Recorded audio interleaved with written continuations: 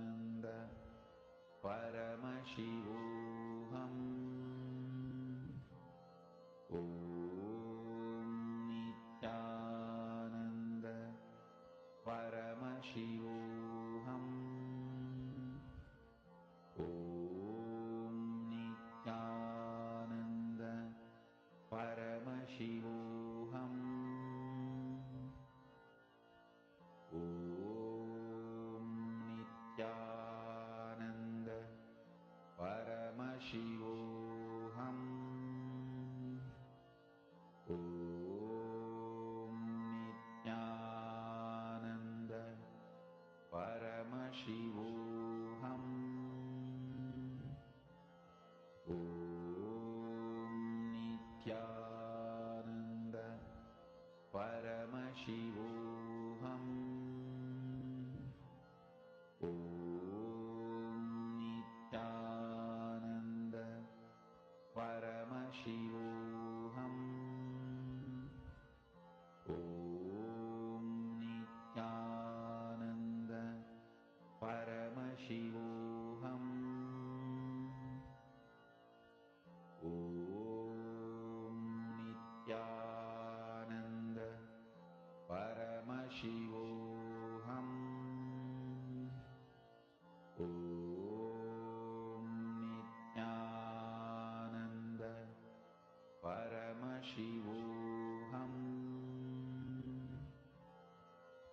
Om Nithyananda Paramashivoham Om Nithyananda Paramashivoham Om Nithyananda Paramashivoham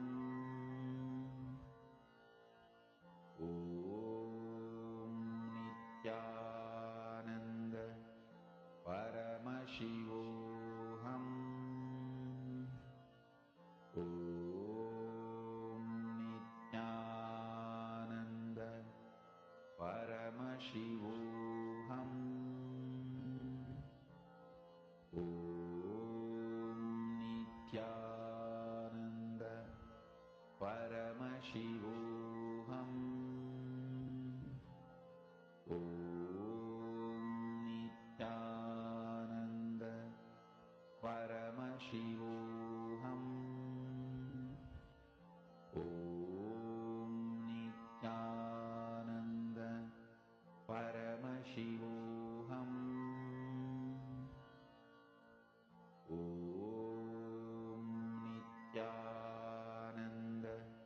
Om Nithyananda Paramashivoham Om Nithyananda Paramashivoham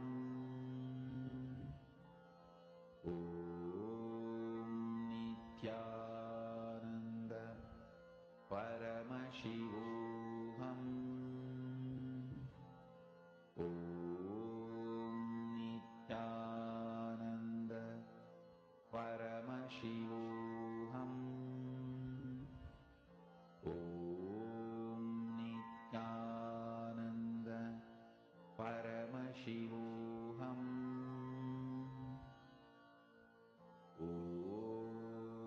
Settle down. And I request every one of you to share as to how each of you have started manifesting this. See, it starts with first us connecting with the nature. Over the period of time, we all tend to build so much of insensitivity within us with what we see or when we connect to the nature. We build so much of insensitivity within us and we lose touch with our existence as oneness in as being in oneness with the nature, with the whole cosmos. Today, whenever you manifest this power, we are going to actually be connecting back to our source. We are going to be connecting back to our existence as that oneness, as that pure space of oneness with the nature. And it is not like, it is not like, okay, now I decided and now the wind has to listen, now it has to rain. It doesn't happen like that. It happens with, Swamji tells very beautifully, it happens with tremendous friendliness. Just one key that we all learned right now is to not feel, do not deny any part of us due to our self doubt or self hatred or self denial. So, just with that decision, be ready to manifest. Do not worry about, okay, I sat now, it didn't happen, that is fine. But after that, if you make the next conclusion saying, okay, because it didn't happen, I can't manifest, that means be very careful. You're denying your part, you're denying your conscious possibilities, and do not do that to yourself.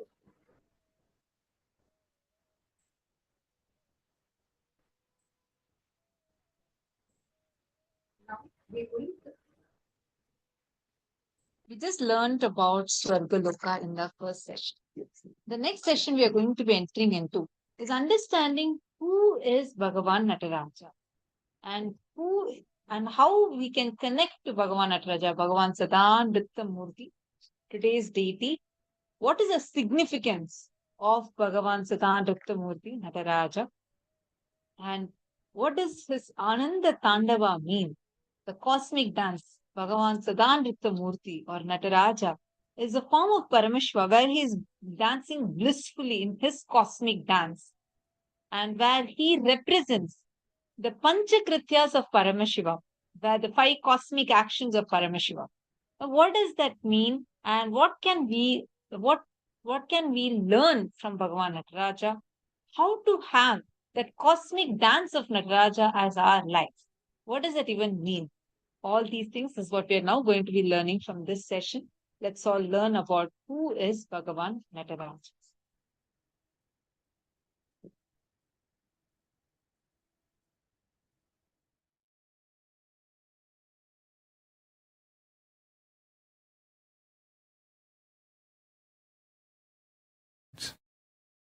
The space I am in, that Nataraja, cosmic dance of Paramashiva, I am going to utter the ultimate truth as it is. It will be feast for real disciples, devotees.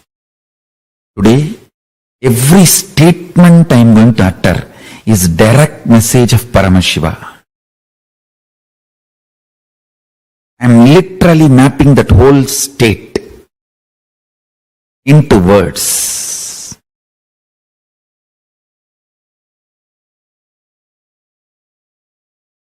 Listen, it will be feast for all the devotees and disciples. I want to tell you, the devotees, disciples who declared your integrity, for all of you, this whole satsang will become experience in you. I'll just flood Paramashiva into you, so that you will also experience the Ananda Dandava, cosmic dance of Nataraja. Understand? Listen. I am in such a state now. I am going to make too many important revelations. The multi-dimensional logic of the cosmos I will reveal. Surely the binary logic cannot understand what I am trying to tell. Binary logic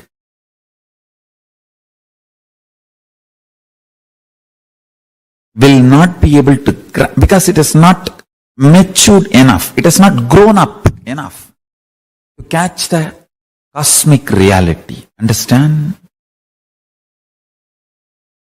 If you can grasp a being, conscious being, creating the principles of creation, creating the principles of creation, not just creation, creating the principles of creation with one hand and sustaining the principles of creation, sustenance, rejuvenation, pulling out of delusion and liberation, and rejuvenating in one hand.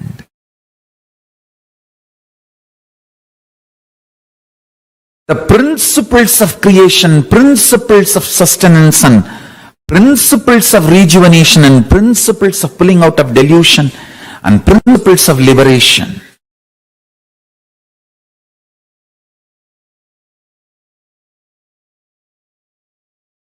Through one hand, manifesting the principles of manifestation, manifesting the principles of sustenance, principles of rejuvenation, principles of pulling out of delusion, and principles of liberation. To the other hand, sustaining, not just sustaining what is created, sustaining principles of creation and principles of sustenance. The other hand, not just destroying or rejuvenating even the principles of rejuvenation. And through the thrown up leg, liberating, and the leg which is pressing the demon, Muyalaka, pulling beings out of delusion. Not just pulling beings alone out of delusion, pulling even the principle of creation, maintenance out of delusion.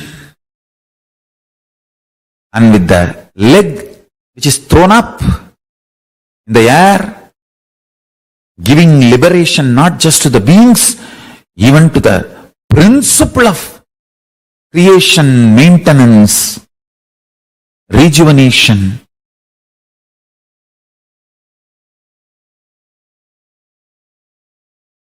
Pulling out of delusion and liberation. Doing all this not only without stress, in ecstatic dance. Just even if you grasp intellectually this, you will grasp Nataraja, the Ananda Dandava, cosmic dance of Nataraja. That is the meditation, ultimate meditation, connecting with Paramashiva, Nataraja. Understand? The saint who is singing this song in Tamil says, human birth is okay if we can have the darshan of this form. Because only human being, human body, human consciousness is capable of cognizing this whole thing. Understand? Devatas cannot cognize delusion. They do not know the joy of getting pulled out of delusion. If they want liberation, they will have to come to planet Earth. Planet Earth is the only cosmic airport where you can move to liberation. Paramashiva's message from Sri KAILASA directly. Ananda Tandava, bliss dance Nataraja, who manifested from Ishana space of Ishana face, PHASE, face, space. Listen carefully. All the other four, Satyojata, Vamadeva, Satyojata, Agora, Vamadeva, Tatpurusha, all these other are FACES, faces, and PHASES, spaces of Paramashiva. Ishana is face, space, space. FACE, PHASE, SPACE, all three. Chidambara, from the Ishana space, Nataraja manifests. Nataraja is the liberating principle, Mukti Tattva. Understand?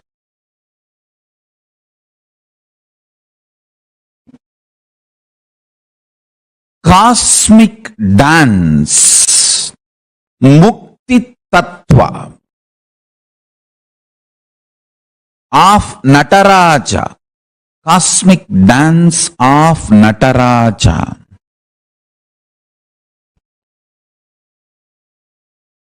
is the ultimate liberating principle. I will map it to your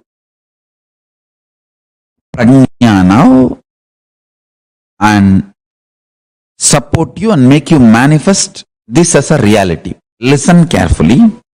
I'll bring it down to my prajna and manifest it in all your prajna and make it into vijnana. Listen. Paramashiva, when he was dancing, suddenly one anklet falls, but he is not stopping the dance. He doesn't feel stuck. He doesn't bother about the so-called perfection. Understand?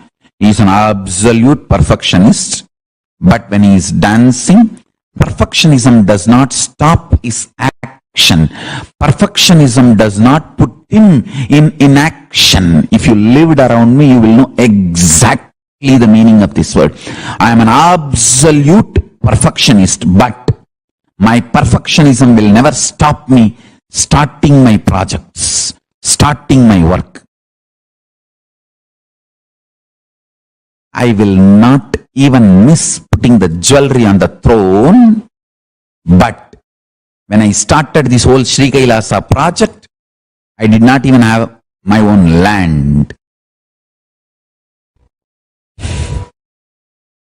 People who live around me, they know how perfectionist I am, but my perfectionism never stops me starting new projects or venturing into projects. He continues to dance and Adisesha rushes and ties himself and makes himself as an anklet, and Paramashiva continues to dance.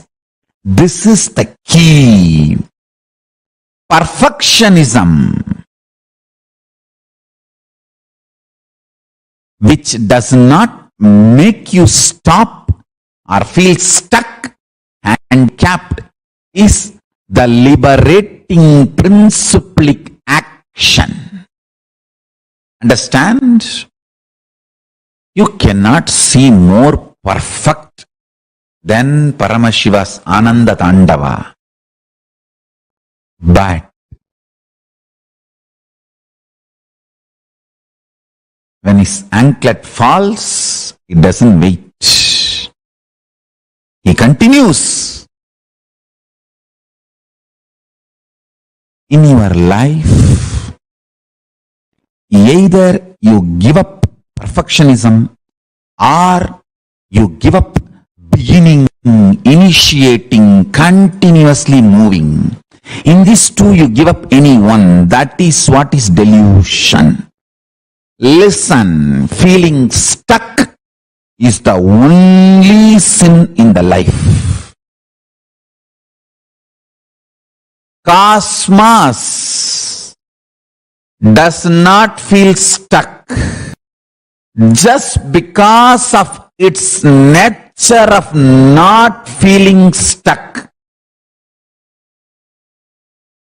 It manifests the space of perfectionism. Understand? Listen to what I am talking intensely. Intense action. Start 10 projects. If you are stuck, feeling stuck in one project, go on be doing other 9. By the time you're pushing the other 9, this feeling stuck will dissolve. Understand, there is no such thing as stuck in reality. It is always only feeling stuck. Eschatology does not exist in Paramashiva Jnana. Everything is ontology. There is no end. Understand that. There is no end. Paramashiva Tandava of cosmos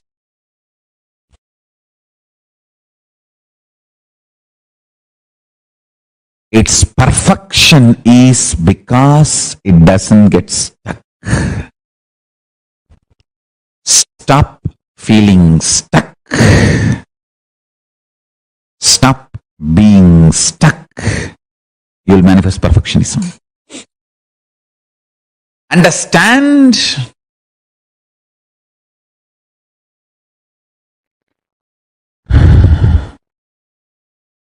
don't give up on perfectionism,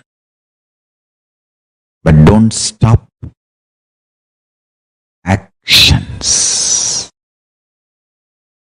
Binary logic teaches you if you want to be perfect, start late after preparing everything. Multidimensional logic teaches you only by your action you will reach the perfection. You will manifest the perfection. Do not give up on perfection, but do not stop acting. Understand?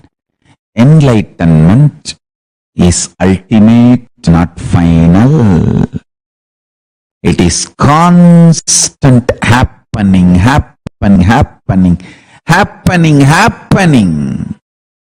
In few days you will see the whole satsang background and the way it is going to be relayed. It's all going to be next level. The whole background, LED screen or the high definition or the volume quality or the different mics, all that thing set. It's going to be next level. But I don't wait for all that to get set and then start the satsang. Then I'll never be able to start. I know the great Shiva Bhuta Ganas work around me.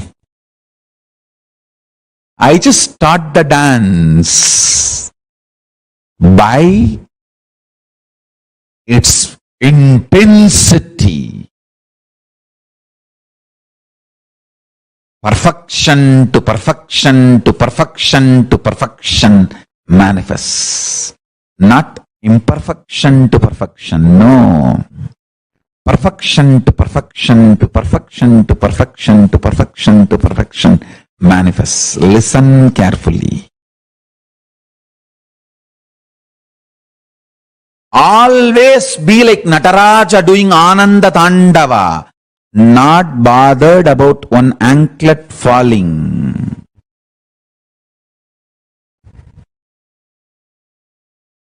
Not bothered about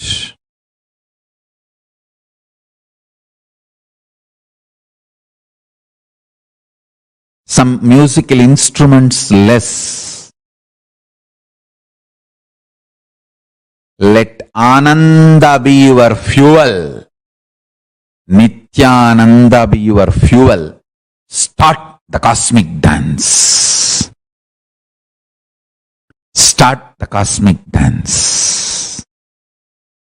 Start the cosmic dance. I tell you,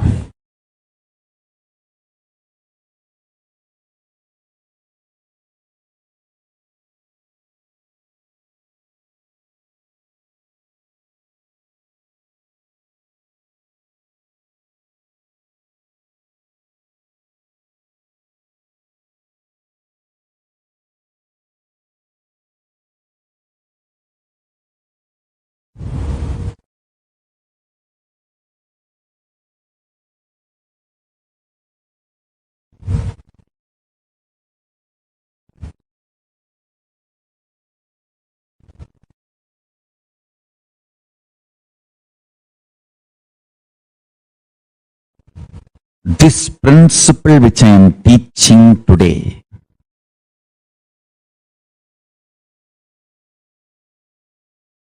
always manifest ultimate.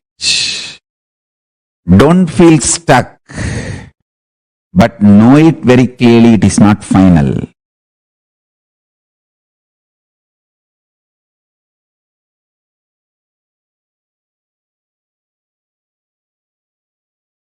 My publicly recorded biography starts maybe from 1990, because that's when the first evidences and records, earliest records of my gurus initiating me or giving me the mantras and those books, papers, notebooks, write-ups, all that we are recovering, retrieving.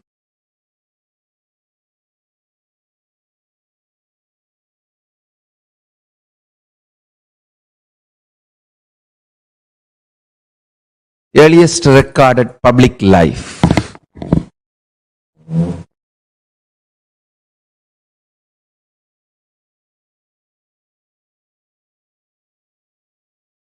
We are also getting all the more detailed evidences, documents, thanks to autobiography team. Understand, now everything looks so perfect, but I did not wait for perfection. Started. Start the Ananda Tandava, bliss dance of your life. When you start dancing, perfection happens. When this earth manifested, it was not like this, a perfect globe shape. But by rotating, it got beautifully aligned and became beautiful globe.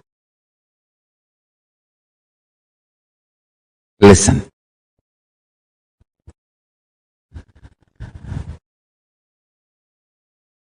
When I look back into my life, how Arunagiri Yogeshwara has installed this powerful cognition into my system.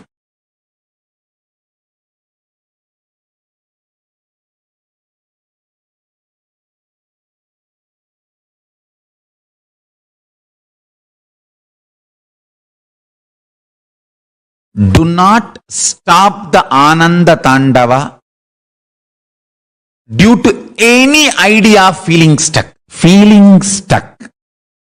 If it does not stop your Ananda Tandava, it is only feeling stuck. If it stops your Ananda Tandava, you are stuck. This is the essence of today's satsang. Listen. Feeling stuck. If does not stop your Ananda Tandava, it is only feeling stuck. If it stops your Ananda Tandava, you are stuck. Don't stop Ananda Tandava, the cosmic life. Whether your actions to manifest the state of Paramashiva, space of Paramashiva, powers of Paramashiva, being of Paramashiva, superconsciousness of Paramashiva, KAILASA of Paramashiva, whether your actions to manifest health, wealth, beautiful relationships, career, success, enlightenment, mental health, happiness, whatever you think as your cosmic dance. Go on, go on, go on. Continue the dance.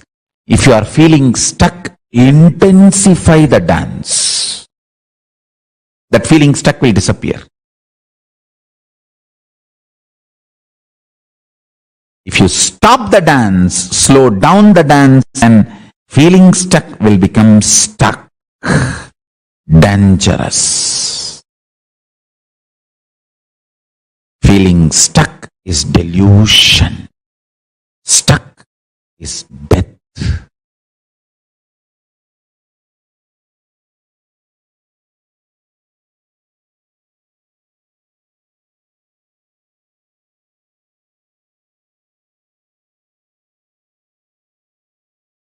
Don't stop.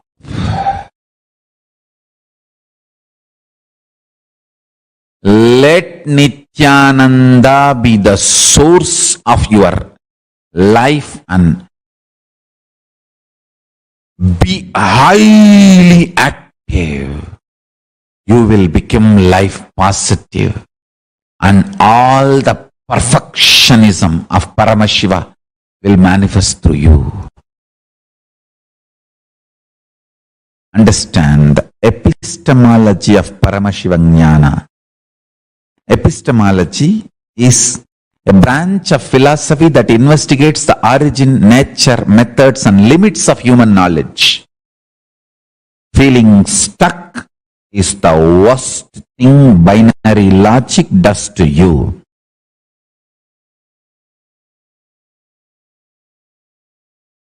Even if you feel your whole life is a chaos, don't stop the cosmic dance. Continue to dance. Manifest, manifest, manifest. Continuing to dance. Nithya is the brand of Nithya. From the time my life is recorded, see, from the time I started living means it is from eternity, Nithya. And from the time recorded biography is available, from the time to this, till this moment, this one thing I can say, uncompromising, I never stopped, bothered about anybody. Maybe at the age of 3 or 4, I remember the first satsang I started. First satsang is the grace of Ganapati, on Ganapati, Nambiyandar Nambi story, and then the next is Ramayanam. Ganapati's grace. From that time, whether it is a small group of friends or family or the large lakhs of people filling Odisha Hall in Odisha ground, open ground in Coimbatore, or Pachepas College open ground in Chennai, or just few people in Rajya Sabha, I continued.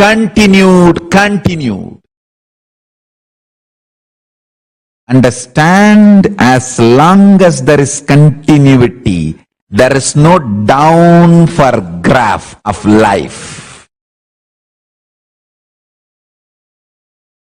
Only with the discontinuity graph falls. As long as there is a continuity, there is no down. It is only up, up, up, up, up. The earliest photographs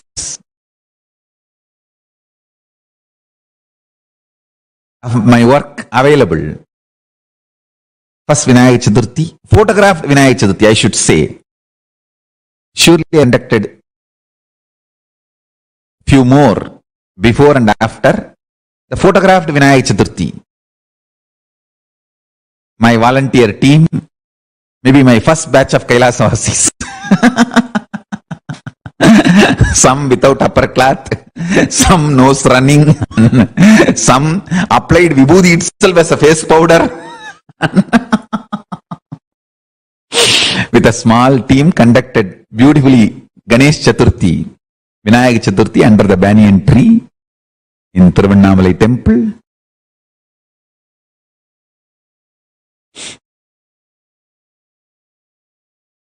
When I am looking at all this, I tell you, from my own Atma Pramana,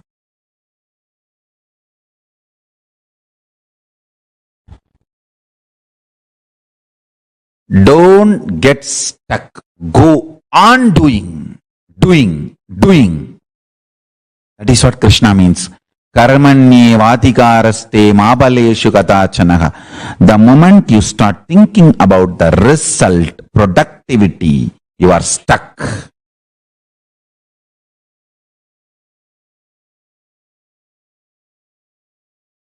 It's not that I don't think about productivity, but I never allow productivity idea to stop me doing. My perfectionism never stops me doing.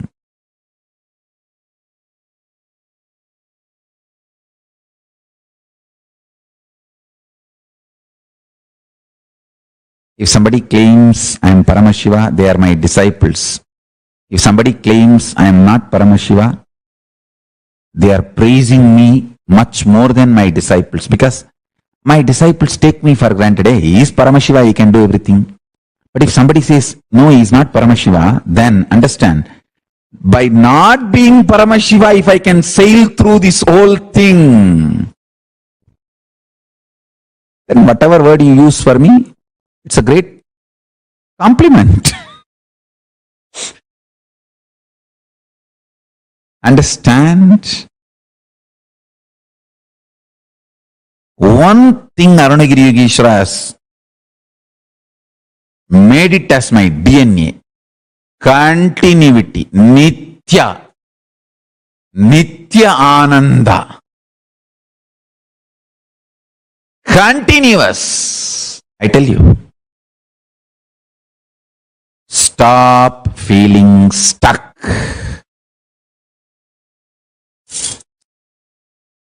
Stuck.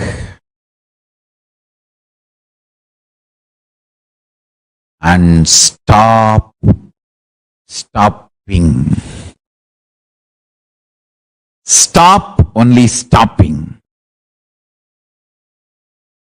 As long as you don't stop, feeling stuck is only feeling stuck. If you stop, you will be stuck.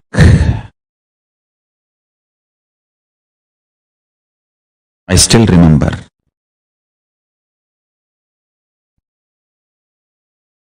when I used to go to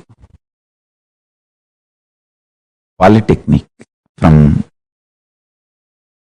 Thiruvannamalai to Kudiyatham, sometimes I had to cross this Pachakuppam railway crossing. That's one place.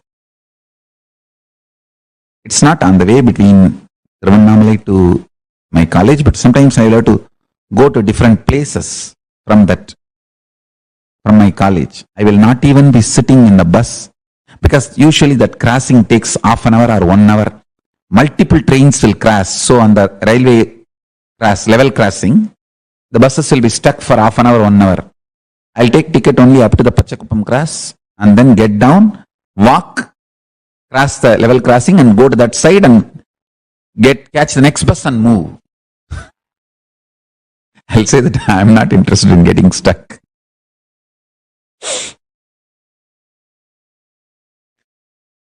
I'm ready to walk. You have to walk 10 minutes from level cross to the bus stand. I'll say that is okay, perfectly all right. Instead of wasting 1 hour, 10 minutes walk, I'll catch the next bus and ultimately I'll reach the place more than 1 hour earlier. Do not be stuck in anything.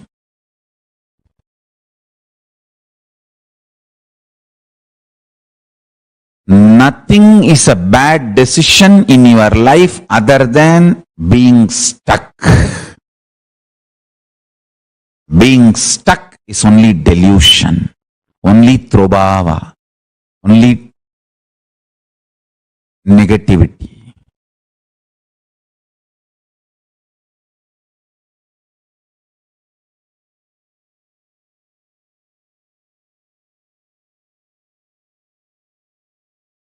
Epistemology of the human nature. Understand?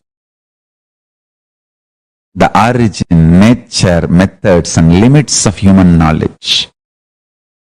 I am teaching you the epistemology of Paramashivoham Jnana. Essence of epistemology of Paramashivoham Jnana.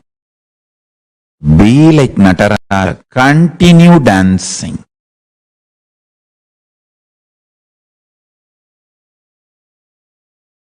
Continue dancing. Continue dancing. Be Nitya. Eternal.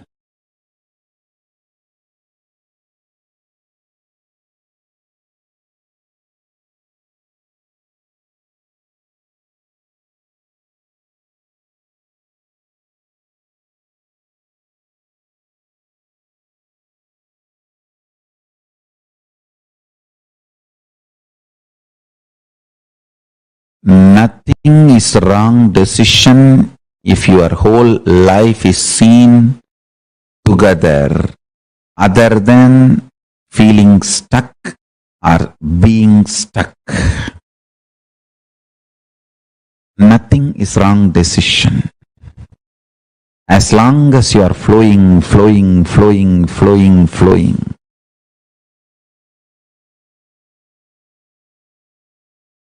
Nothing is a wrong decision. As long as you are flowing, flowing, flowing.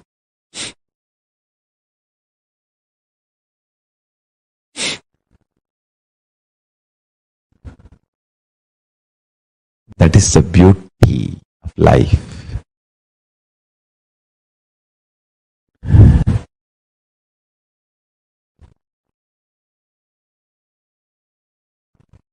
Do not be stuck. Continue, continue, continue, continue, continue. Nithya. Because I continued, even these guys poisoning did not kill me.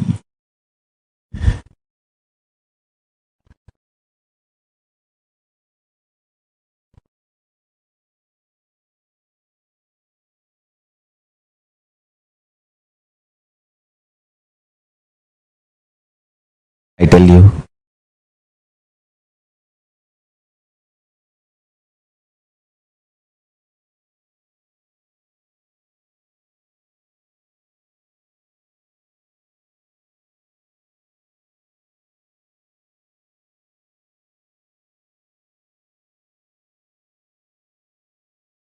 In 2003, seeing the way I am beginning my mission of reviving Sri KAILASA, they attacked me.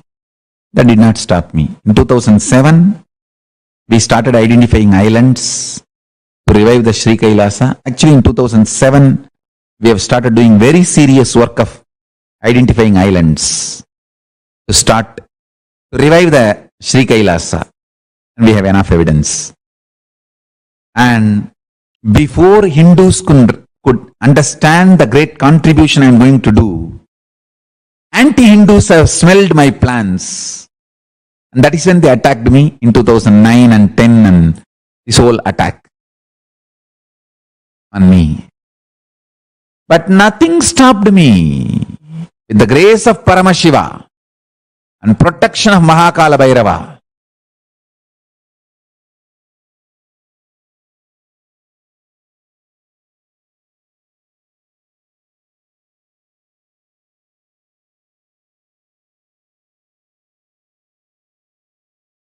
Sri KAILASA is happening.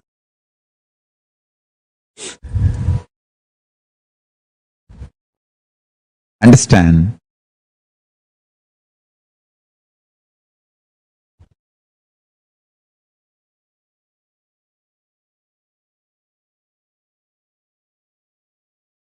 Multi-level attacks. Assassination attempts on me, and assassination attempts on my disciples. Not only attempts,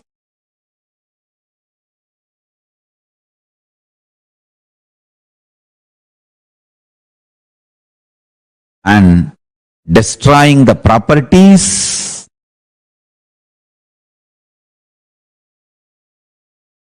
destroying especially this archival material. And these demons, they attack my ashram and burn the properties and then tell, hey, see, you are not able to protect your ashram. What kind of Paramashiva you are? They attack my sannyasis, my sannyasinis. Abuse them. Then they say, hey, see, you are not able to protect your sannyasis and sannyasisis. What kind of Paramashiva you are?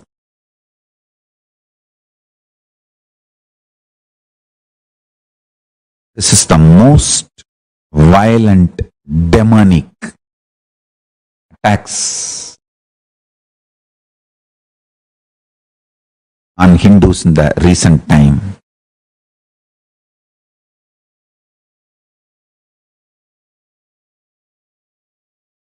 After the attacks on the Kashmiri Shaivites, Kashmiri Pandits, the attack on our Sangha is the most violent. The recent past. Lawfare, media, hate speech, continuous hate speech through media, everything possible. In multi levels. But with the grace of Paramashiva, with the protection of Kalabhairava, we are continuing the work of KAILASA and making it happen.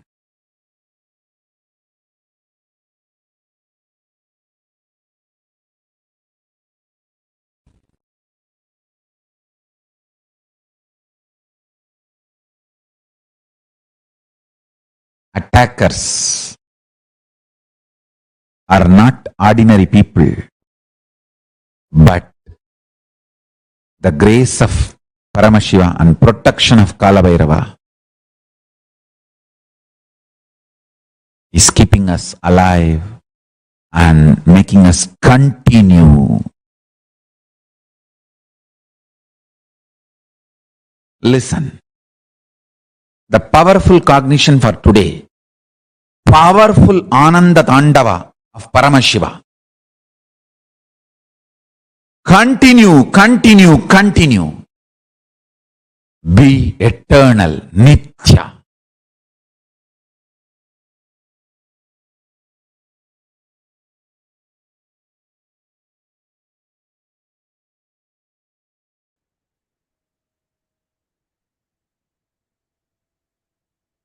Yes, Nithyananda everyone. That was a wonderful revelation where Swamiji gave on perfectionism. If you see, 90% of a lifestyle, in a day-to-day activity what you're doing, we always think from the angle of how can I be perfect? So you always think, okay, let me start first with perfection and then only it will be continued. First from improper only, first from imperfection, we go to perfection. But during that time, we feel stuck. Swamiji said very clearly, being stuck is the only sin which we are experiencing. For example, if you're not able to manifest something in your life, let's say you want to become an SJP Karta, and you're not able to manifest funds for it, so you feel stuck. Or for example, you want to have manifest a healthy body, you're not able to manifest it, you feel stuck. Or there's many situations, like for example, you're not able to build relationship with people, you feel stuck in that. See, when you're feeling stuck, just decide to move on. As Swamiji said, when he started the whole Kailasa mission, when Swamiji organized the first program, which is the Ganesh Chaturthi program, Swamiji just did it. He just started. He didn't care about, oh, I'm so imperfect, I'm feeling stuck, and it's not going to be proper. No, he just started. From then on, he perfected, and that's when Swamiji is who he is right now. Same way, when we start from perfection and then lead to perfection, lead to more and more perfection, it only manifests perfection. When you start from imperfection and you feel stuck, obviously you'll not be able to move forward for perfection. Perfectionism, which does not make you feel stuck, handicapped, is the liberating principalic action. Swamiji says very clearly, perfection is the action which does not make you feel stuck or handicapped when you are doing the action. That is perfectionism. To give example, Swamiji said, when Nataraja was dancing, At the time, one of his anklets fell. Nataraja symbolizes dance. He is the, like, all of us have grown up with the saying that Nataraja is the embodiment of dance. So when his anklet came out, he did not stop the cosmic dance. He just continued, because whatever he is doing, it is in perfection. He is embodiment of perfectionism. Just because one anklet fell from his leg, he did not stop his dance. He continued it. And later on, Vasuki came and became Ankleteswari. So same way, looking in each and every one of your life. In your life, either you give up perfectionism, or you give up in the beginning itself, or you be, like you give, like once you start the project, you're not able to continue it. In these two, you give up any one. That is what is delusion. Either you give up for perfection, or at the beginning itself, when you're initiating your action, when you're not able to move continuously, you give up. Feeling stuck is nothing but the action. It's nothing but the thought current where you are feeling you're giving up on yourself. Feeling stuck is the only sin in life. Cosmos does not feel stuck. Why? See, we've been saying that, Swamiji is saying that whatever is happening in the cosmos, the same thing is happening inside of, right? How come we are feeling stuck in whatever we are doing? But how cosmos is able to move continuously? It's because cosmos does not feel stuck. Just because of its nature of not feeling stuck, it manifests the space of perfectionism. It is an uttermost perfection, because cosmos does not run from the cognition of perfectionism. It does not, its very nature, it does not feel stuck. It just moves. The moment when you stop feeling, when you have the idea of you're stuck, that's when perfectionism does not manifest. So everyone understanding? Ma Charmaine, Ma Julie, Ma Janani, I request all of you to post your understanding on perfectionism. Because see, take an example. Imagine you are in a road, and in a road there's two sides. The road is segregated into two parts, and you are stuck in one line. But in the same road, the other lane is continuing. Obviously, what situation will do? Obviously, what decision will take? Why am I being stuck in this traffic for such a long time when the other lane is open, when the other lane is moving continuously? So you go to the other lane, right? Same way, whenever you feel stuck, you are just putting yourself in traffic. When you decide to come out from your feeling of being stuck, you decide to take the other route, which is moving continuously. When you continuously feel, okay, only when you start moving, perfectionism starts. All of us think that only if perfectionism comes first only when we get perfect only, we are qualified to do anything. But till then, let me be stuck. If you are stuck, how are you going to move? You need to take certain actions for it, right? That is only what Swamiji is saying, that of feeling stuck. When you're feeling stuck, you switch off every single connection you have. You feel, okay, I'm stuck. Someone needs to come and guide me. Only then I'm going to move ahead. Instead of you going and approaching for solution, you will think life has to come and support me. Life has to give me solution. Only then I'm going to move. But at the end of the day, are you achieving anything? Zero. No. You're not achieving anything.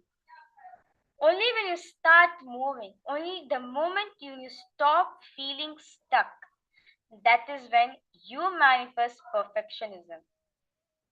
Perfectionism starts when you don't feel you are stuck. Now, I request all the participants to take a pen and paper and pen down 11 major incidents in your life where you felt stuck. For example, you want to increase your monthly income, but you do not know how to do it. Your current job is not giving you the financial freedom you want, but it is taking all of your time and energy. So you neither have time to look for other options, nor you have to grow in your current job and you feel stuck. Similarly, you may feel stuck in multiple dimensions of your life, like in the field of health, wealth, relationship, career, anything. Even if you want to manifest, even if you want to contribute to Sangha, you're not able to manifest. You feel stuck. Pen down 11, pen down those situations. Pen down 11 situations and areas in your life where you felt stuck, where you feel I'm not able to move forward, where you feel like you giving up on yourself. Pen down those incidents.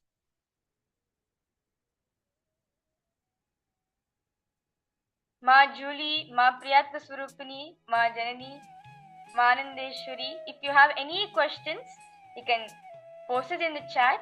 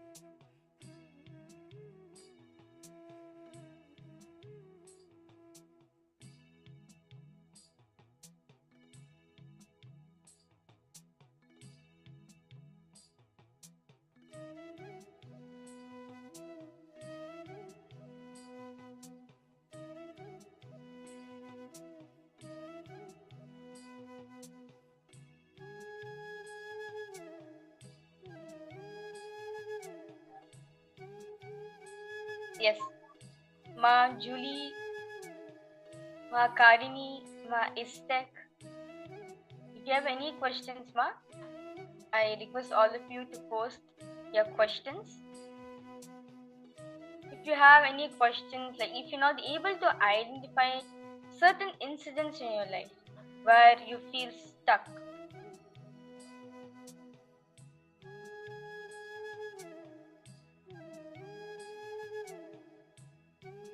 you can post whether you want any help or you want a question to be clarified. Request all of you to post your questions in the chat.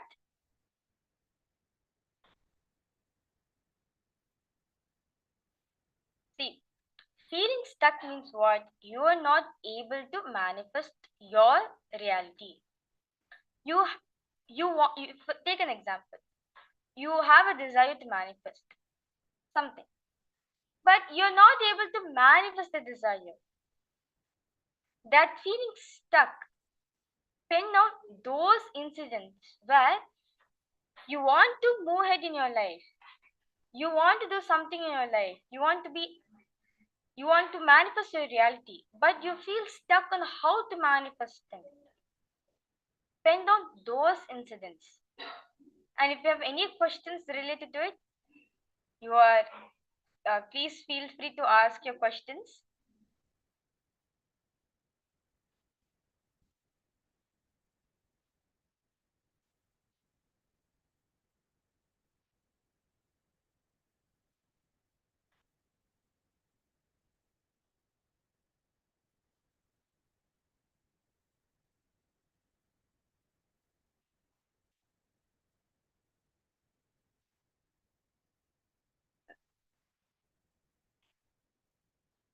See, Bhagwan Nataraja.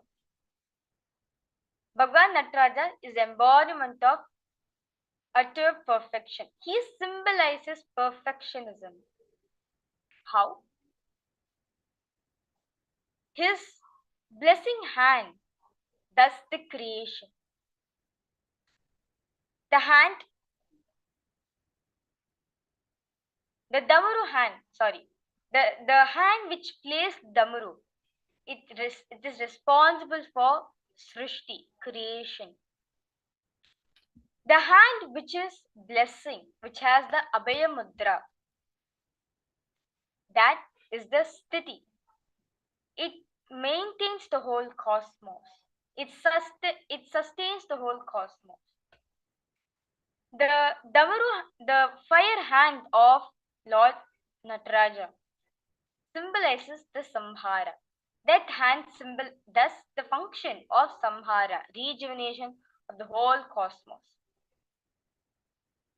The leg, which is on the demon, that symbolizes Trobhava, putting yourself into delusion. Whenever you feel stuck, you're putting yourself in delusion. And last, Anugraha, the leg which is lifted in the air. That leg symbolizes Anugraha, the liberation. Whenever you have a powerful cognition to come out of your feeling of stuck, that is Anugraha, where you're holding to Nataraja's leg which has been lifted. So, Swamiji, so now let us directly listen from hear from Swamiji. How Swamiji is so perfect in every single action he does. He never felt stuck. He just went on perfecting. All, as in the video which Swamiji says very clearly, he knows how his Shiva Bhuta Ganas are living with him. If he waits for them to get everything, then he may not even start his satsang. But he just started it without anything making him stop. He just started. Later on, the mic setup came. Later on, the video setup came. Every single day, Swamiji progressed to where he is right now. The place where Bhagwan Nataraja resides, called the Chidambaram. The Seattle KAILASA, the KAILASA in Seattle, Swamiji gave a beautiful vision that it is called Chidambaram of the West. Nithyananda Hindu Temple in Seattle, USA, was inaugurated on 24th February 2008 by Swamiji.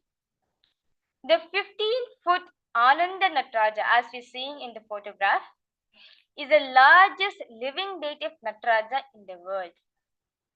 Swamiji says very beautifully, since the skies are always celebrating, let this temple radiate Akasha, the ether energy.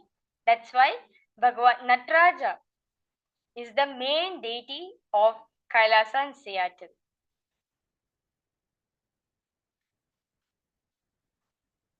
This deity, which is there in Seattle temple, is personally carved by Swamiji.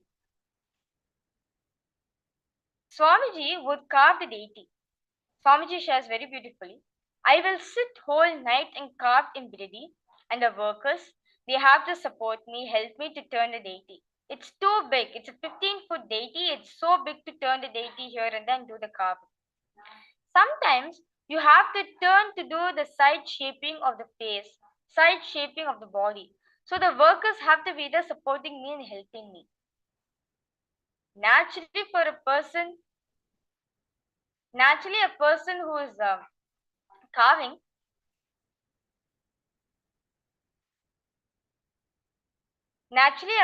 is carving, what do we feel?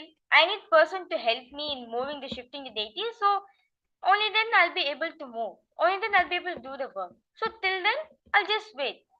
So he felt stuck in it naturally as a person who's carving. But Swamiji, he never felt like that.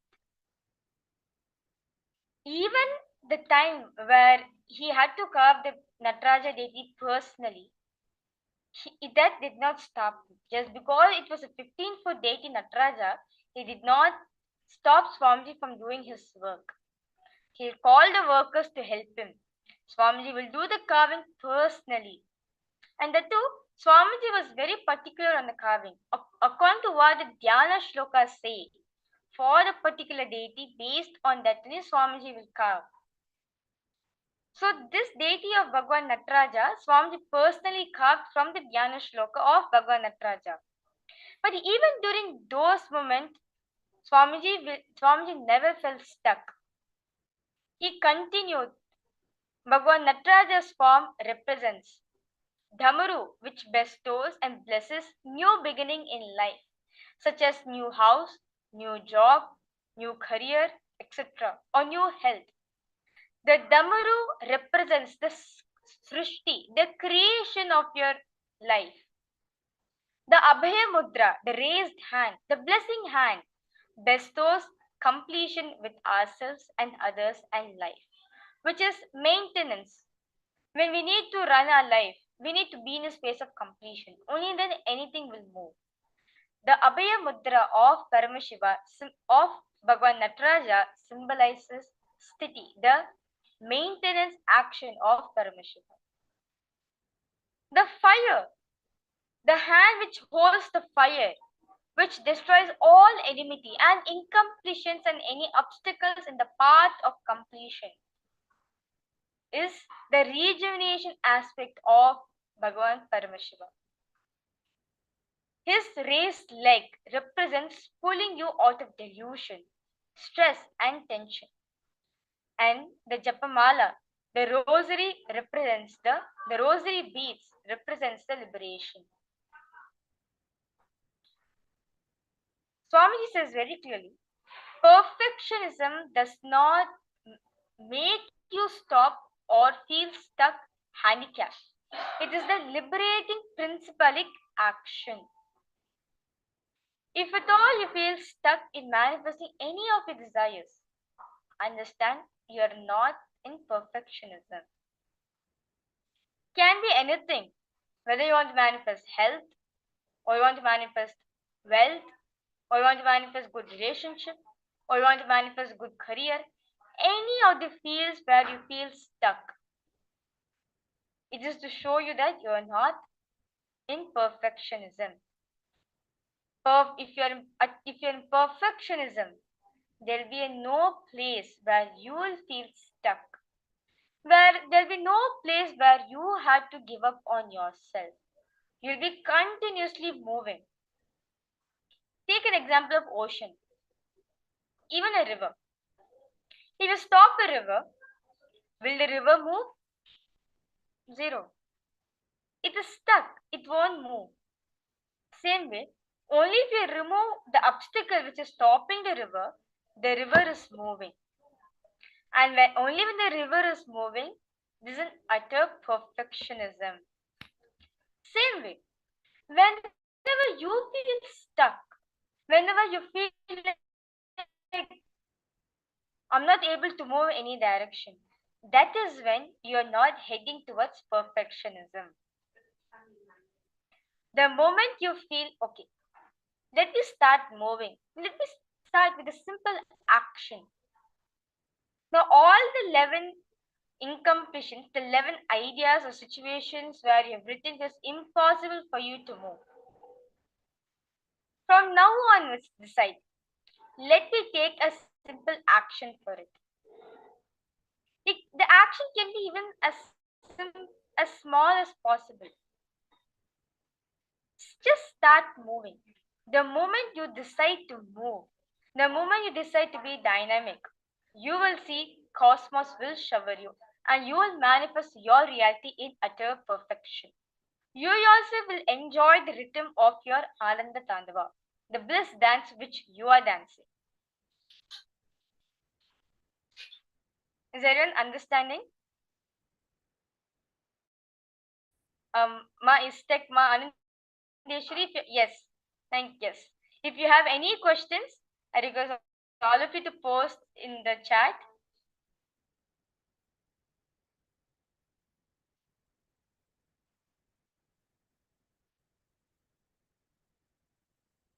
Yes, okay, Ma Istek is coming and saying, yes, thank you, Ma. Yes, thank you, Ma. So, now this 11 incidents which you have penned down, decide hereafter, let me not feel stuck. This, like, if you're feeling stuck in one situation, go to the next. If you finish executing all the 10 situations, naturally, the situation where you felt stuck will move naturally. The moment you decide to come out from the feeling of stuck, you will see Swamiji will shower you, will show you the best solutions how you want to manifest what you want in life.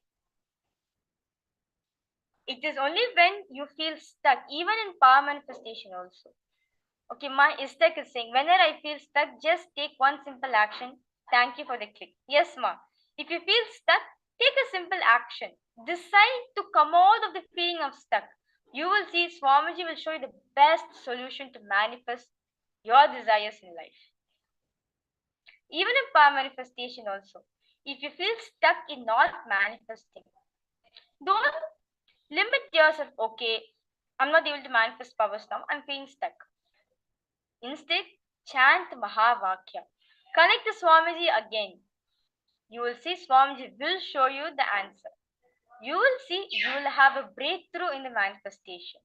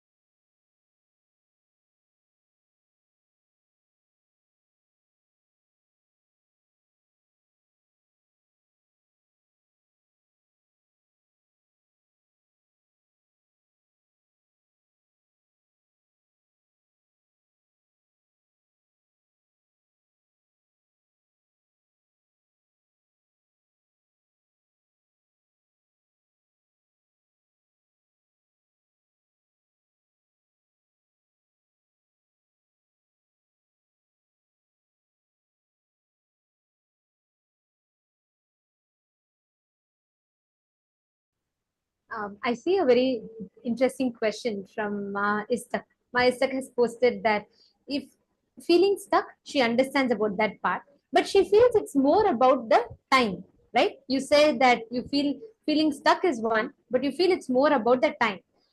So you have posted saying, I think it's more about not having enough time to do all things I need to do. Like my time and energy is more in some areas than the others. And it in some areas it needs more of your time. And it's not about postponing, but it's about addressing in the right way. And but what for the day to day needs to be responded, attended to, and resolved, which takes up your time. Okay. I'm going to answer this question because Swamiji had given us an experiential answer for this. Many of us feel this, right? We feel like, okay, I don't want to feel stuck, but I actually feel I do not have enough time. How many of you feel this? You want to, you want to attend your Paramashivoham program. At the same time, you want to manage your job, you want to manage your career, and at the same time, you want to manifest your Sarvagnya Pita, and at the same time, you want to attend to your family job and the things that you need to take care in your household activities. How many of you feel like this? I see actually 2-3 people have posted similar. Yes, okay. I see many hands going up. You can drop the hand. Okay.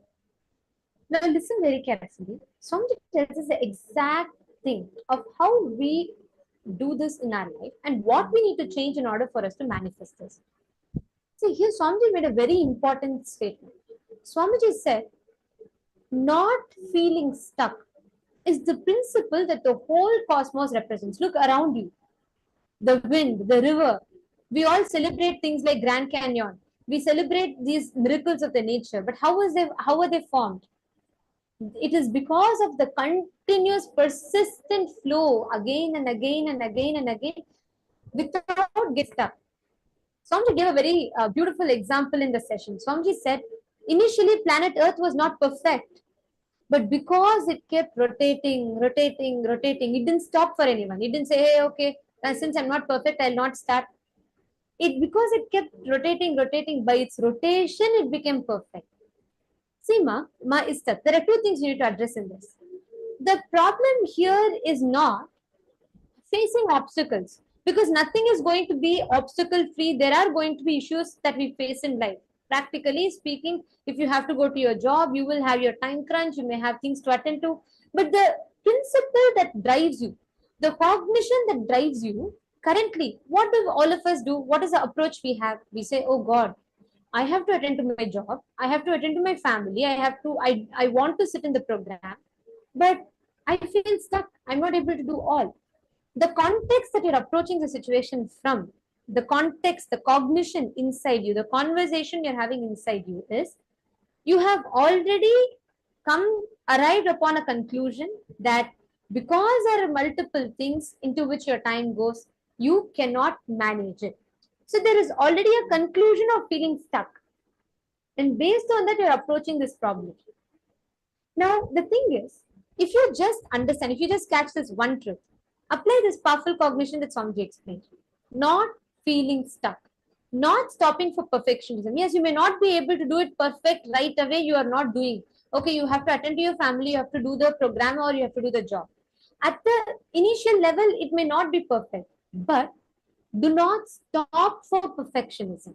Just because you are missing in one while attempting the other, don't stop attempting. The key here is not about, oh, it is missing, so let me stop, let me just focus on one. When you make that decision, that is where you're missing experiencing the Mukti Tattva that Swamiji is explaining. Paramashiva's anklet fell. He didn't say, okay, next time onwards, going forward, till I have all the jewels put in place properly, till everything is fixed back, I'm not going to dance. No. He continued to dance, and because he continued to dance, Vasuki comes and becomes his anklet. I'll tell you a very practical example. Let's all look at Swamiji, right? If someone asked us, right, when you were in your 20s, if someone asked you, hey, can you build a nation? What will we say? We'll say, what? Build a nation? I don't even have a roof over my head. I just finished 9 years of my Parivrajaka and I'm here. I have nothing. I have no money. I have no people. I have no infrastructure. I have nothing. What will we say? We'll say, first, let me get people. Let me collect resources. Let me learn. I need to know how to do all of this. Then let me plan. One fine day, I will be able to plan for building a nation. That would be current societal based thinking, correct?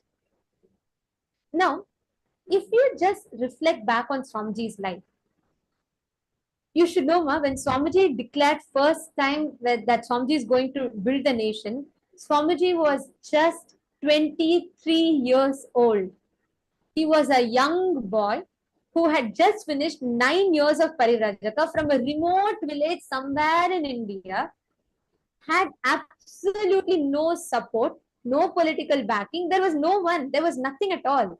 In fact, when Swamiji declared the first time he is going to create a nation, there was not even an Adinam. Today we see like 150 Kailasas around the globe and people celebrate Swamiji. But at that time, Swamiji was just beginning. There was no roof above Swamiji's head. But at that point, Swamiji didn't say, let me first get everything started, then I will plan for something big. No. He said, the first declaration Swamiji gave with a group of disciples, just 3-4 people were around, okay? Swamiji told them that I will build a nation and we will have our own currency. I will revive the Hindu nation. That was his vision. How much, look at the way Swamiji thinks. He never waited for perfectionism. At the time when Swamiji made that statement, he didn't even have a roof over his head. So, but he didn't say, oh, let me first build a proper hut for myself, then let me think about building a nation. This is the principle what Swamiji is explaining to all of us through Mukti Tattva. Are you all catching it? Ma, is this answering your question? Is this addressing your cognition? So when you write down, revisit what you've written down from this cognition. Only then you will be able to take the step to actually have a breakthrough. It is not about doing everything perfect instantly. That's not what Swamiji is talking about. Swamiji is saying, whether it is perfect or not, it might be perfect. It may not be perfect. But do not stop. Do not feel stuck in the name of perfectionism. So there's a subtle difference here. You're catching it, ma? So even if it means you have to do your household work, you have to do your office work, you want to be in the program, and at the same time you want to manifest Sarvagnya Pita, it is okay. You may not be able to do everything at the same time on the first try. But the point here is not about you being able to do everything perfectly. The point here is about you not stopping just because you're not able to do it perfectly. Like when all of us were young, right? All of us were babies. At some point in time when we were born, we were young. We didn't know how to walk. We didn't even know how to stand up.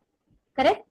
But at that point, if someone would have induced a cognition of stuck or failure in you, you would have never been able to walk. Fortunately, kids they're innocent. As children, we are innocent, absolutely innocent in our inner space. So what do? You try to walk the first time and then you fall down. It's not that you perfectly stand up, run, and then you suddenly start walking by yourself. No, you fall. You don't fall once or twice. You fall 100 times. But because that you never get stuck, you are able to stand up back again and again and again. You learn walking, right? That is what is the Mukti Tattva, the liberating principalic action. You're catching it? How many of you are catching it? How many of you are understanding? Yes, okay. Thank you, Ma Kasturi Arindan. Thank you, Ma Prematavasi. Now, apply this same principle, and in this same powerful cognition, you can enter into manifesting powers. Any aspect of life, apply this exact same principle that Swamiji revealed, and you will start having breakthroughs in all the 11 areas where you're stuck. Go back and address with this cognition, and you will see suddenly how you will be able to take up more projects and expand further.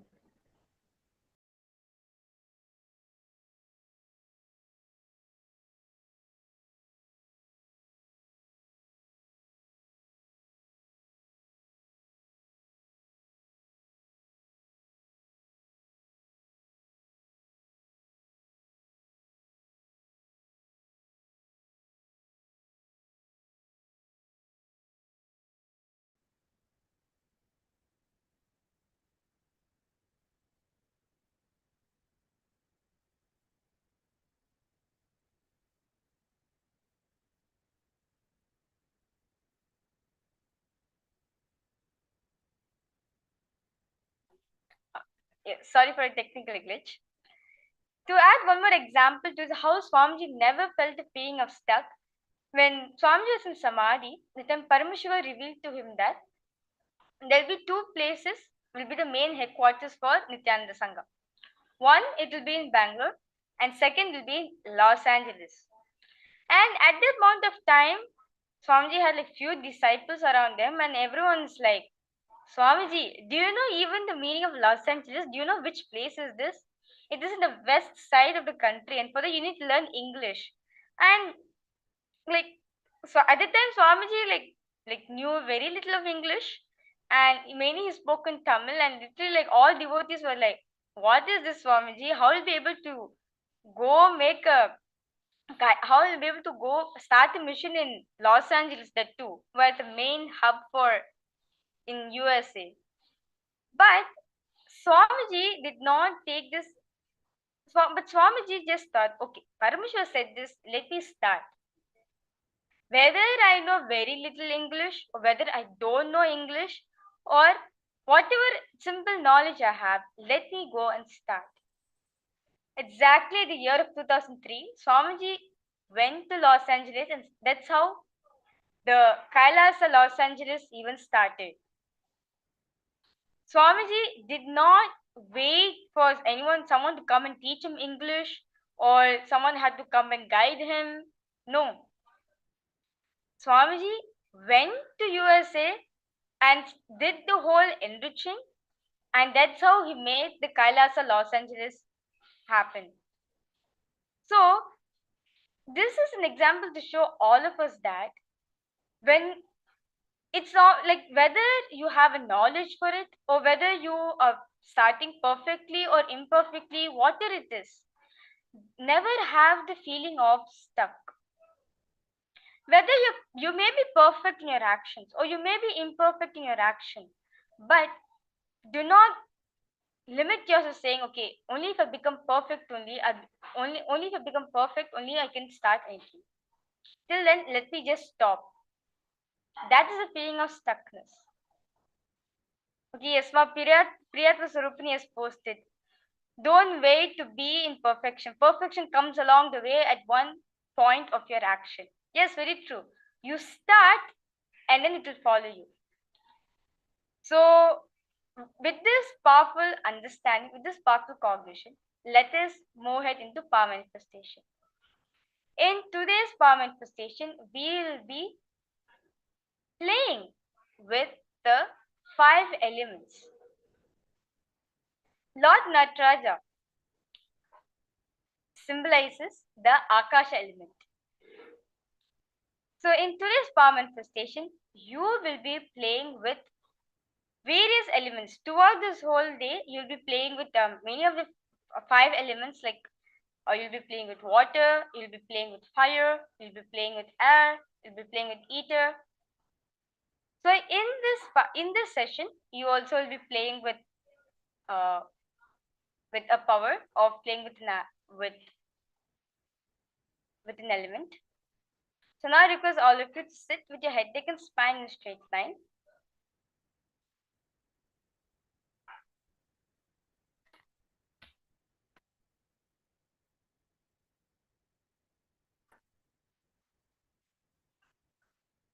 Chew on the powerful cognition which you got.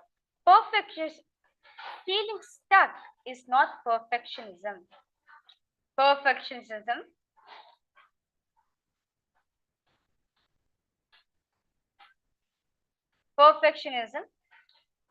is the feeling where you don't feel stuck, you don't feel handicapped, and you are in moving continuously. Chew on the powerful cognition which you got.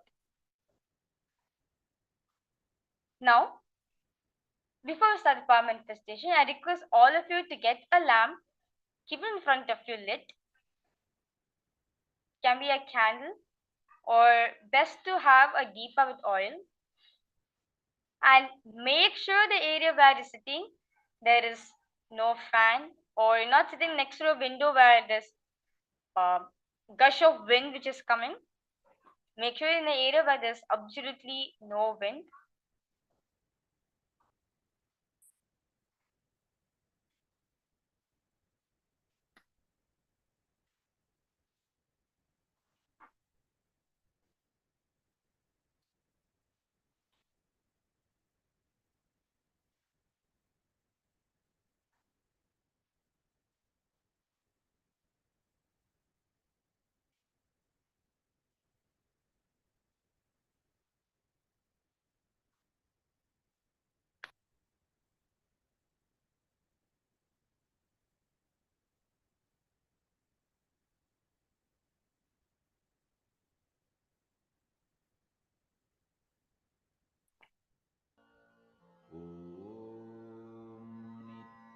In this session, you will be playing with the wind element.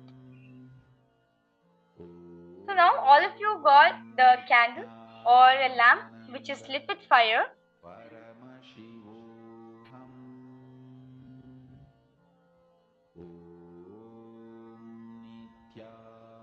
Nithyananda Paramashivoham Om Nithyananda Paramashivoham Om Nithyananda Paramashivoham. Now feel the connect with the wind element. Feel extreme love and friendliness towards it. Bring the space of oneness in yourself. Connect to the wind element. Become friends with it. Now, remember Swamiji in your third eye. Connect to Swamiji. Intensely chant the Mahavakya. Om Nithyananda Paramashivoham. Om Nithyananda Paramashivoham. Om Nithyananda Paramashivoham. Now, with the same space, continue to hold the powerful conclusion which you got from the session. Look intensely with your 3 eyes at the fire. With all your 3 eyes open, increase the wind around you and turn off the fire.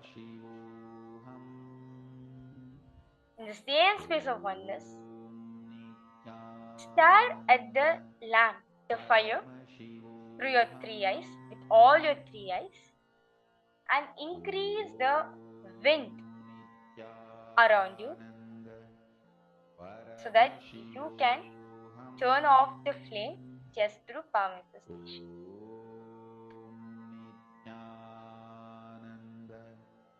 Paramashivoham Om Nithyananda Paramashivoham Om Nithyananda Paramashivoham Om Nithyananda Paramashivoham Om Nithyananda Paramashivoham Om Nithyananda Paramashivoham Om Nithyananda Paramashivoham Om Nithyananda Paramashivoham Om Nithyananda Paramashivoham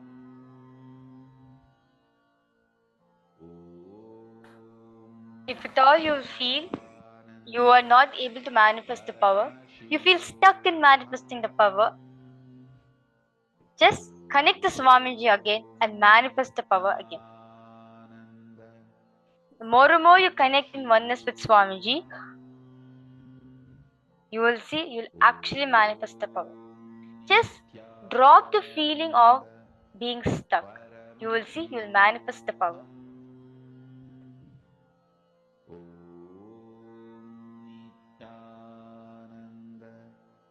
Paramashivoham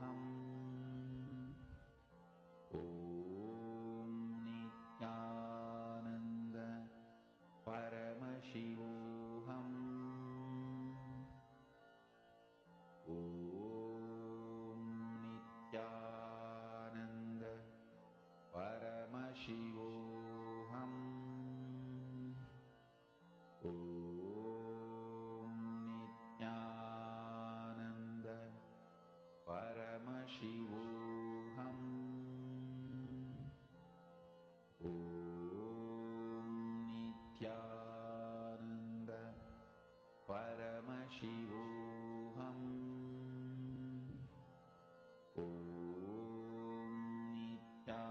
Nithyananda Paramashivoham Nithyananda Paramashivoham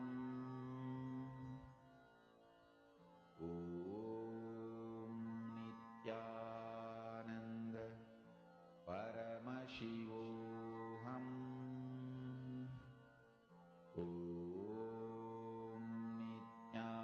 Nithyananda Paramashivoham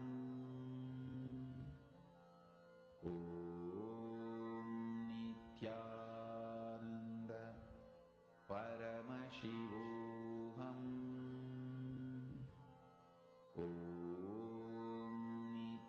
Nithyananda Paramashivoham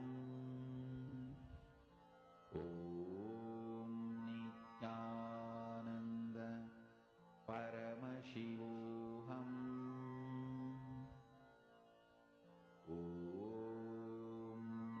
Nithyananda Paramashivoham Nithyananda Paramashivoham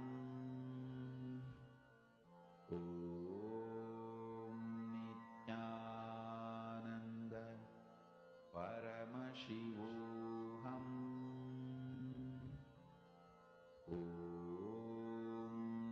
Nithyananda Paramashivoham Nithyananda Paramashivoham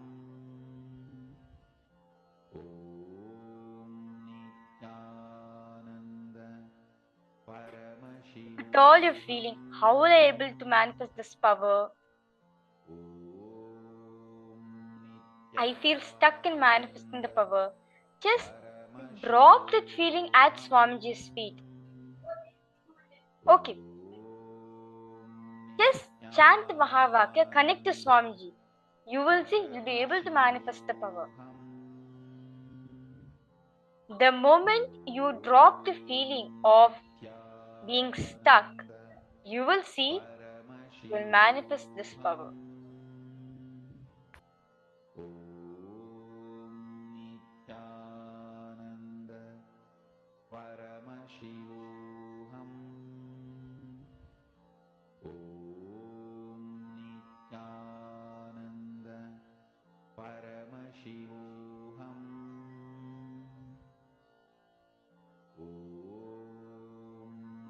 Nithyananda Paramashivoham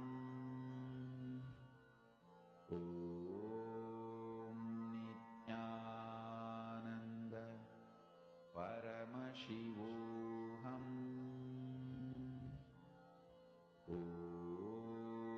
Nithyananda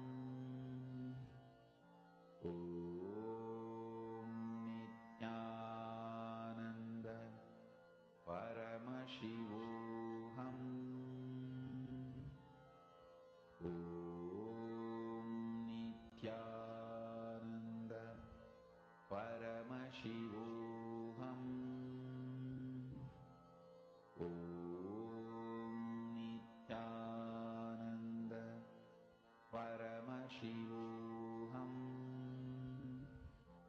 Om Nithyananda Paramashivoham. Om Nithyananda Paramashivoham. Om Nithyananda Paramashivoham. Om Nithyananda Paramashivoham. Om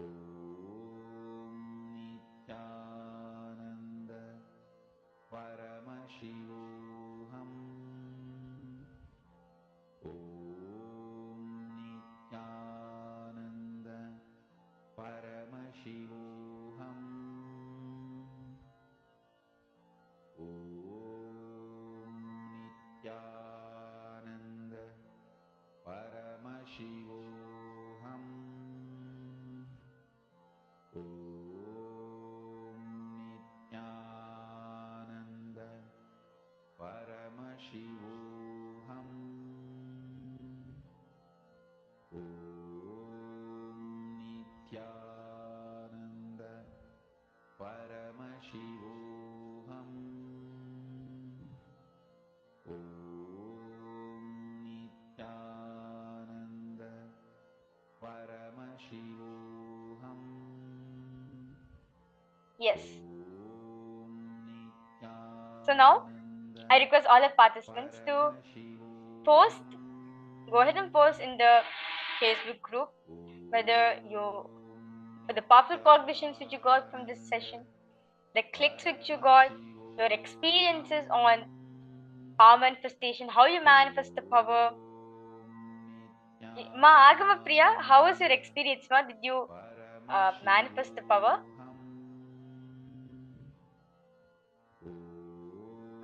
I can see a smile on Ma Agama Priya's face.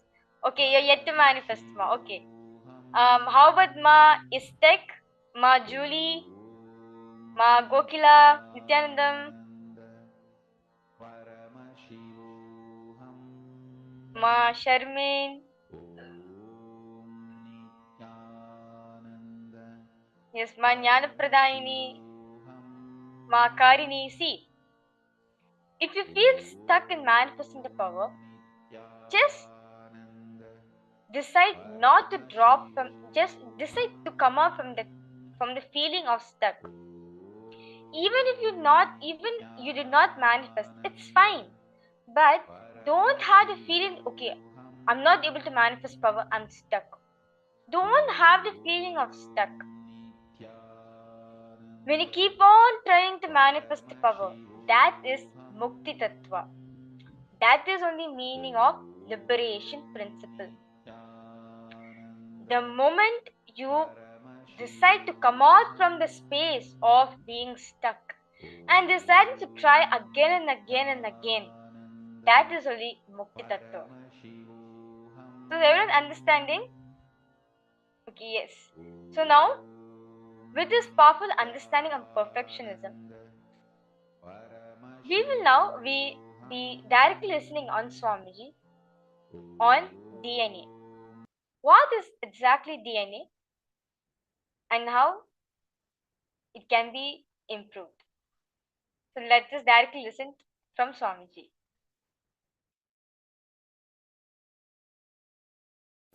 Scientists say that human species has evolved with two-stranded DNA found in every cell, determining the form.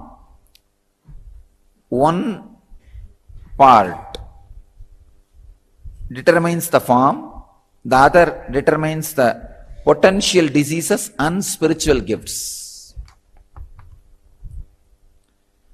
And another research says DNA contains blueprint for one's life's purpose and divine personality.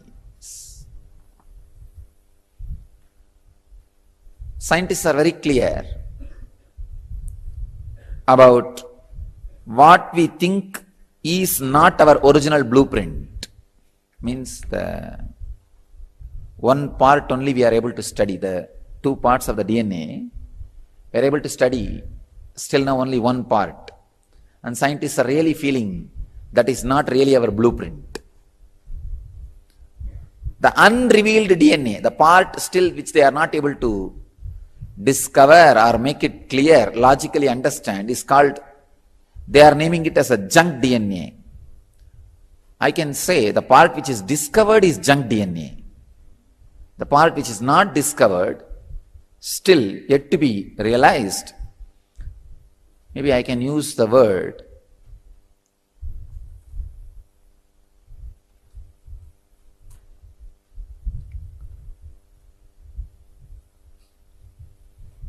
even the words like a biomemory, all these are too small words. They are using the word junk DNA or shadow DNA that contains information about who you really are on a level of spiritual beingness. I can say that part is what I can give the name Jeevatma. The part which they are calling as junk DNA or shadow DNA, I'll give the name as Jeevatma. Of course, you can give the name individual self DNA. Individual self DNA, because the junk word is too small, even the shadow word is too small. The healing modalities clear karmic blockages and stimulate these dormant portions of the DNA. So these are the discoveries. Whatever now I said are from various scientific researches, the discoveries and conclusions from various scientists. Now I'll try to explain exactly what I experience in these lines. Scientists are absolutely right when they say there's two parts in DNA. Only one part they are able to study, which is responsible for form and diseases. There is other part which is responsible for spiritual gifts. I tell you, the other part which is responsible for spiritual gifts only carries this extrasensory power, all the siddhis. Understand? This part which already science has understood, this part carries the ordinary samskaras and biomemories. See, this carries the microcosmic samskaras, whatever you got in this body, those samskaras, from the body of fish to this body. In Indian tradition, Vedic tradition, we claim fish is the first individual which has a capacity to collect samskara. Of course, even before fish, we can collect samskara, but it is untransmittable. That is why Matsyavatara is first avatara. Please understand. As fish, any engram you collect only can be transmittable. Till then, it is so subtle, negligible, it cannot be transmittable. That is why the Vedic tradition we call first incarnation is Matsyavatara. Then the avataras, then the incarnations expand and grow. Actually, you need to understand, everybody is an incarnation who knows they are incarnations. That's all. See, incarnation means what exactly? Taking birth again and again. If you know you took birth again and again, that will lead you to enlightenment and you are incarnation. That's all. Nothing else. If you know you took birth again and again and again, and it's a reality, you will just realize, oh God, hey, I'm doing the same thing. That's enlightenment. Then you are incarnation. Understand, when I say, in 2000 I realized I am an incarnation, that is what I mean. It's not that before 2000 I was not incarnation. Only in 2000 I realized I am an incarnation. You understand what I am saying? You see, when you realize you took birth again and again and again, that suddenly makes you an incarnation. That just makes you an incarnation. So, even now all of you are incarnations. Now if you realize that truth, you are an incarnation, you can write a biography, autobiography of an avatar. With that understanding, when you look your whole life back, you will understand whole thing was very synchronized way, very synergetic way, was planned for the speak hit. For the speak hit only, everything was very synergetically planned, in a synchronized way. Now you will not understand that. You will see, oh, it's a big chaos. No, it is not. It is not. No chaos is a big chaos. You thinking that everything is chaos is the biggest chaos. Nothing else. You thinking everything is everything is chaos is the biggest chaos. Nothing else is chaos.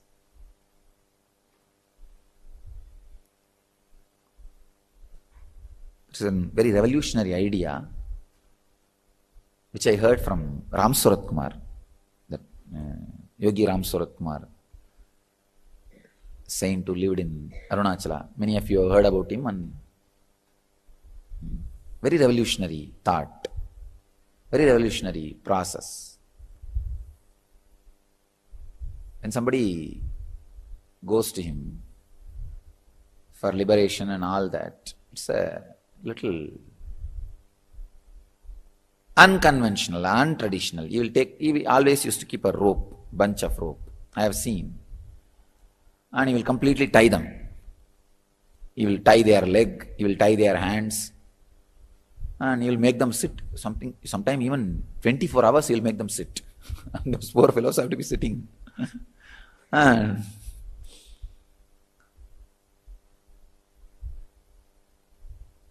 naturally, 5-6 hours the dedication will be there. See, 5-6 hours, oh, this Swami is making me. The dedication will be there. And you will sit with patience. But after 10 hours, naturally the passions will wither away. Completely the passions will wither away. You can't, you see, just imagine, 10 hours your hands and legs are tied and made to sit, and you don't know when he is going to release you. See, if you know in one day he is going to release you, you will not have a problem. You don't know when he is going to release you. So first 5-6 hours the dedication will be up.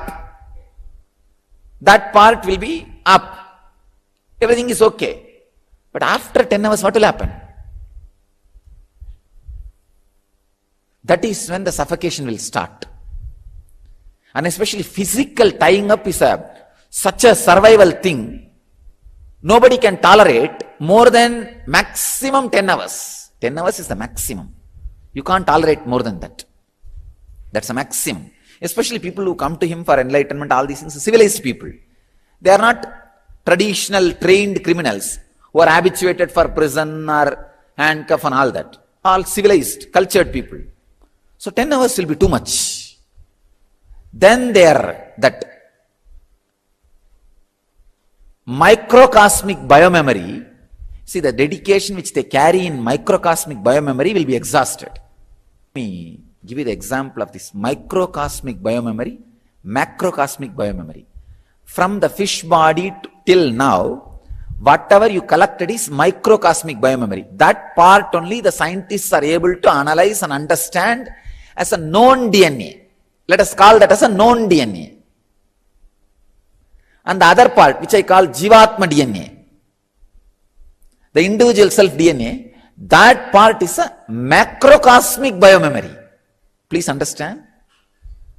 Macrocosmic biomemory means whatever has happened in the cosmos,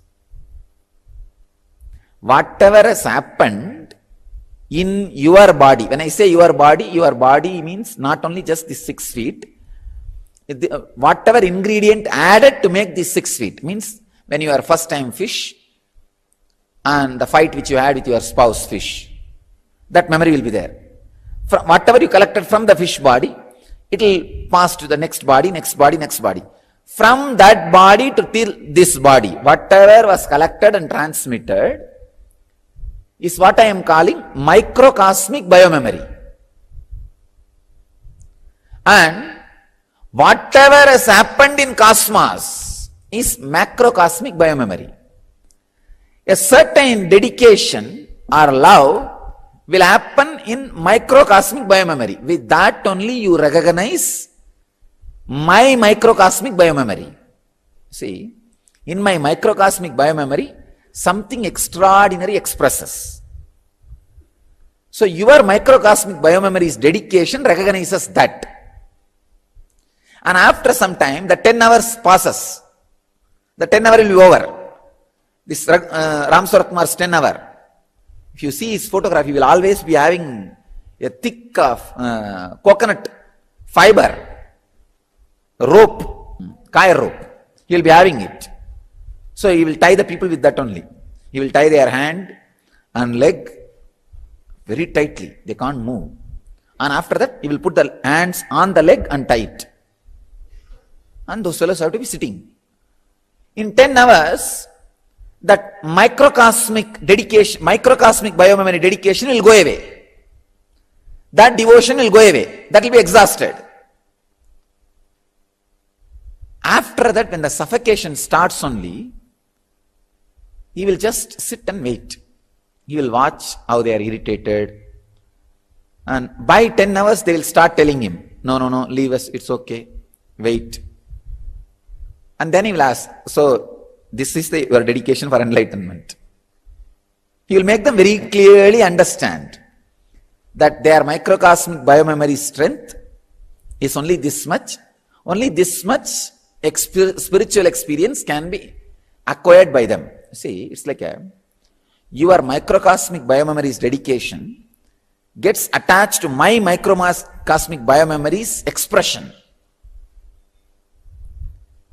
Now I want to define God. Whatever you don't have is God. All that you don't have put together is God. That is why you are attracted to God. So whatever your microcosmic biomemory does not have, my microcosmic biomemory has it. That is why that attraction. But the funny thing is, your microcosmic biomemory's attraction, how much dedication it has, that much only I can pour. I can't pour more than that. But your greed demands more pouring. More pouring is demanded. So within the 10 hours, he will make them understand that this much only can be poured, understand. And there are few people, very intelligent, I have seen at least 2 cases.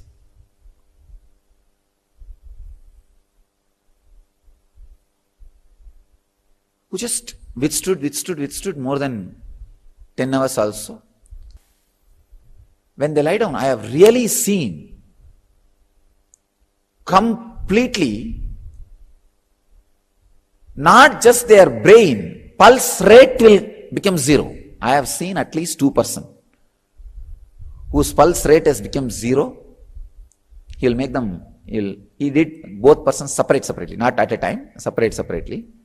I have seen he made that person lie down on that samadhi, tomb of Tirunnamalai. In Tirunnamalai there is a burial ground where he used to live regularly. He made that person lie down on the tomb. After that, removing the rope, I have seen that person becoming 0, that pulse rate becoming 0. It's like a step-by-step process. That biomemory, he will agitate it, then exhaust it, the dedication, the biomemory will go away. And the funny thing is, he knows exactly where that person is caught. He will not use this process for everybody. He knows exactly where the person is caught. And somehow you will agitate exactly that samskara by talking. By talking, you will exactly awaken that samskara. One fellow gave the promise to him, I saw in these 2. It's a very beautiful process. Promise to him that I will not move till you leave me. I won't bother. So he sat and really he sat whole day and did not get agitated. Then he had a dog. He threw the dog And he sent word through that path to the Narayana Swami, the another one mantric saint about whom I have spoken in my biography. He sent word for that guy. That guy came, and both of them are smokers. That guy is a specialist in having a mirror, and he will apply some kind of a anjanam, that black eyeliner on the mirror, and whatever he wants, he will show it like a TV. So, this Raghupati Yogi was making this fellow sit. He is sitting, this guy is just sitting. One day passed, but this fellow is not agitated. This Raghupati Yogi sent word for that Narayana Swami. That Narayana Swami came. And this Raghupati Yogi said, in a very, Yogi Ram Swarup, he said, in a very casual way, hey, show him what is happening in his house with his wife. That guy showed that lady was having some affair with somebody. This fellow's only attachment was with the wife. So that fellow showed it, the TV showed very clearly that wife was having affair with somebody. So immediately that engram got agitated. That agitation happened, got awakened. And this fellow immediately wanted to go to the house. He's telling, leave my rope, leave everything, I wanted to go there. And somehow this Raghupati Yogi was able to, Ram Swarup was able to slowly talk to him. Now tell me, you gave the promise that you will work till the end. Now I only brought and awakened this agitation. Now even if you go, what are you going to do? What can be done? Nothing can be done. So understand, this is the biomemory in which you are stuck. Why the microcosm, see, when this microcosmic biomemory and macrocosmic biomemory meets, that area will be very thick. That microcosmic biomemory's last layer will be very thick. It's like a coconut. When you grind the coconut, finally the shell will be very thick. The white part will be very soft. That will all come away. That's what is dedication part. That coconut part is the engram. When there you start digging, it will create sound. That layer, his layer, that layer for him was his deep attachment to the wife. You see, in Anandagandha Chakra, it will lead only to that macrocosmic experience when you close your eyes and sit. But in the life itself, you see, it's like what is Anandagandha Chakra? That coconut shell is there. That all that coconut fiber, coconut part, white part, fruit part, that is taken away by the, that is what is microcosmic biomemory. Only if one hole I make in that shell and macrocosmic biomemory gushes through that one hole, it is called Anandagandha Chakra. If the whole shell is broken, it is called Jivan Mukti. So if you are living with me, I will break the whole shell, put you in Sahaja Samadhi.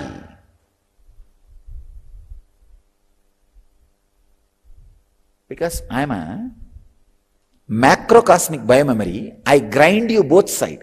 See, my form, microcosmic biomemory of me, is only grinding the fruit side, the white side. And my macrocosmic biomemory, me present everywhere, that will be grinding you from the shell side.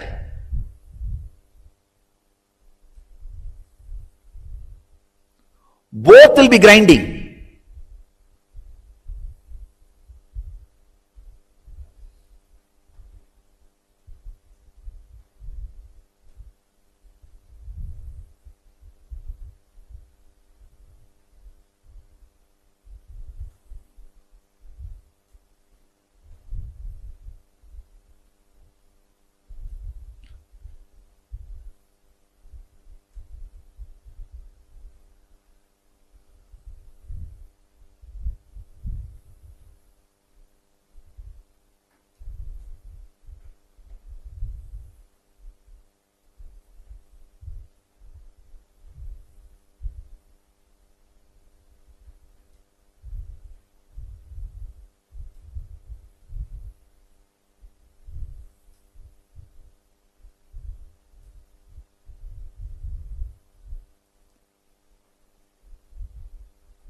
this macrocosmic biomemory obeys prayer. If you feel the grinding is too much, pray. Immediately macrocosmic biomemory will stop it. Or if you say, no, I want this to go on. Let it be done. Let me be done with it. Then it will go on. Please understand, this microcosmic biomemory, which is responding to you, is that is only cleaning the fruit side, the white side. It will be drilling, drying. And drying. That how much that fruit thickness, that much only is the dedication. When all the dedication is exhausted, when that n-gram crushing is happening, that's where that sound will come. That sound is coming means that n-gram crushing is happening. N-gram crushing is happening. See, when that sound comes, this microcosmic biomemory will not move further. It cannot move further. See, when the microcosmic biomemory exhausts, the layer which need to be opened is that second layer DNA, what I call as Jeevatman portion of DNA, the self DNA. Understand? The self DNA. Why I call that as a Jeevatman, because still it is connected to microcosmic biomemory. When the microcosmic biomemory is completely exhausted, then this unknown DNA, what they call junk DNA, shadow DNA, that part can be called as the Parabrahman or the God, the macrocosmic biomemory or Paramatma. You don't need to call that as Jeevatma. As on now, microcosmic biomemory in you is known DNA. Macrocosmic biomemory in you is Jeevatman. In me, the microcosmic biomemory is Jeevatman and macrocosmic biomemory is Paramatman. There is no known DNA in me. That is why I defy all the known DNA rules and philosophies. When microcosmic biomemory and macrocosmic biomemory is drilling the coconut.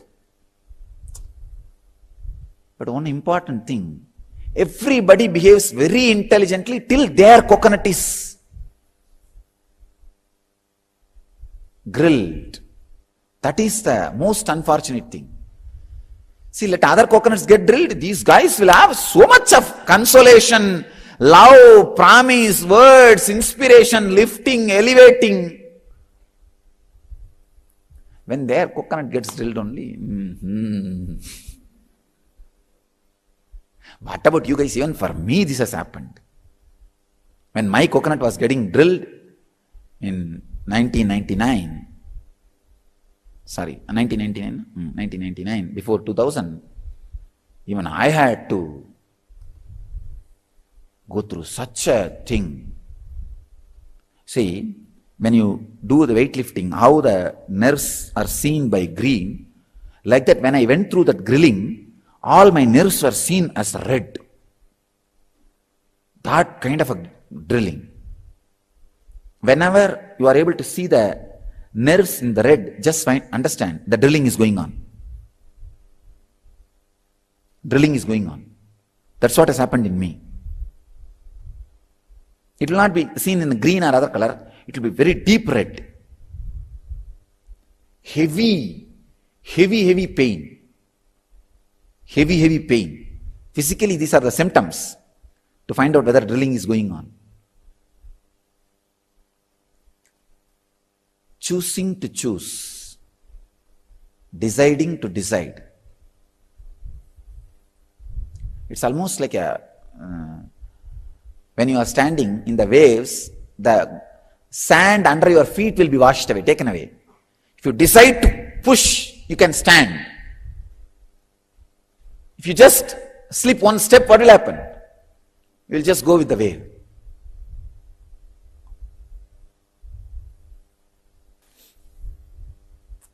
Now I'll become busy with somebody else and something else. The second layer DNA, the Jeevatman DNA, if that is awakened in you, you become a new being, new human being. The whole purpose is to awaken that second layer, Jeevatman DNA in you guys. That's all, nothing else. It means you have to completely annihilate whatever you are holding. Like that Narada, when he was caught in the flood, in Yamuna, I told you Narada's story, who got caught in illusion. That wife went away.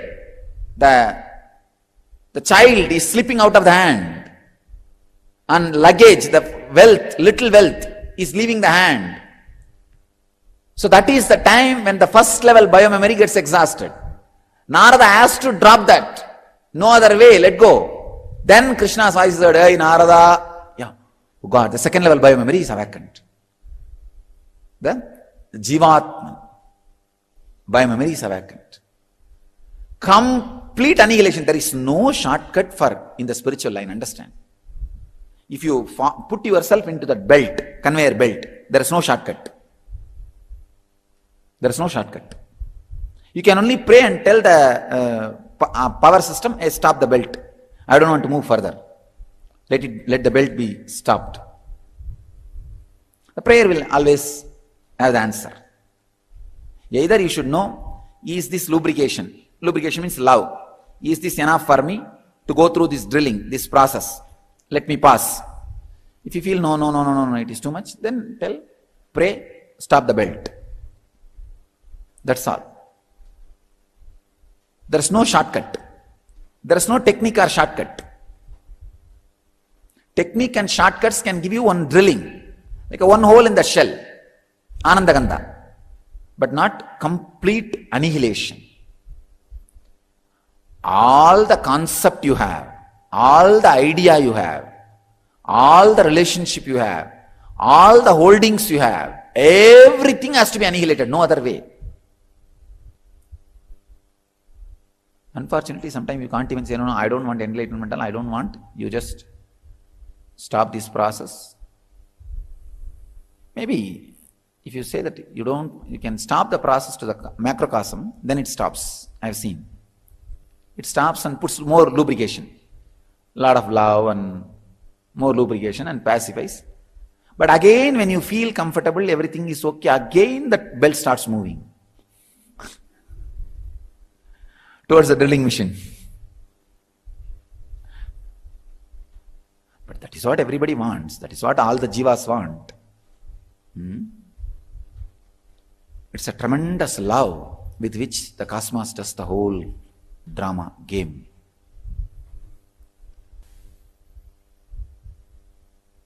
All right.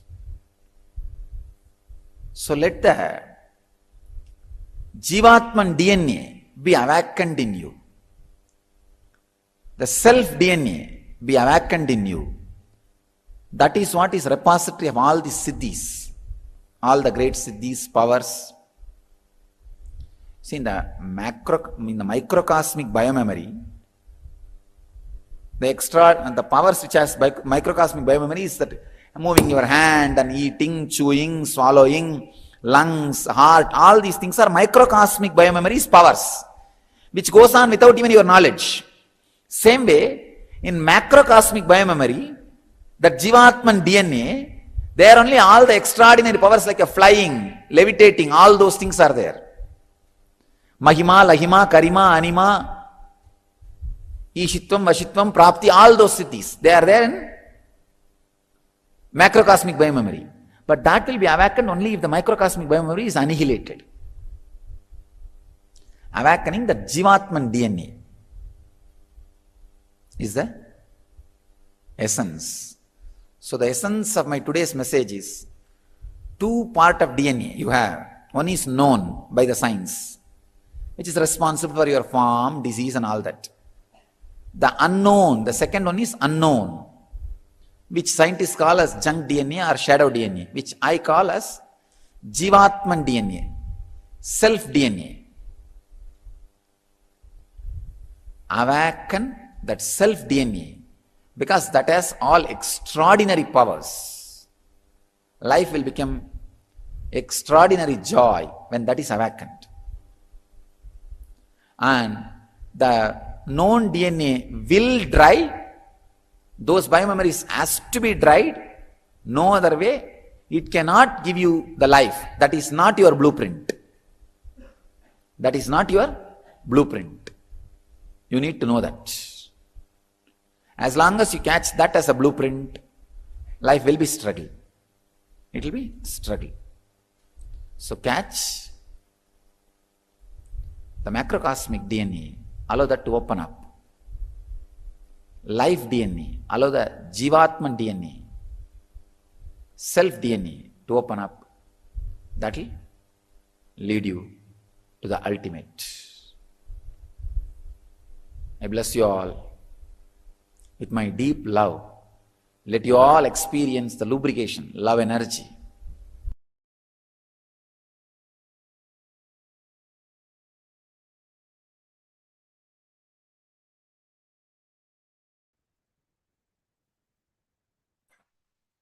How beautifully Swamiji revealed to all of us the two parts of us that are there within us.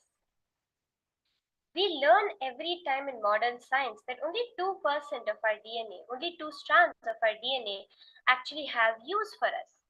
And the remaining is just junk. But Swamiji is giving the reality of what this so-called junk DNA is. It is our Jeevatman DNA. It is the component of Paramashiva, of the ultimate that is there within us. As Ma Priyatma Surupini so beautifully have summarized, go on, be in action. Don't wait for perfection. That perfectionism, that attitude of being in life comes from this Jeevatman DNA. It is not junk. Swamiji says, I can say the DNA that is active is the junk DNA. How many of you really understood this? There's 2 strands of DNA within you. That ultimate cosmic DNA, as Swamiji says, that DNA of us, which holds our key to experiencing ourselves as the cosmos.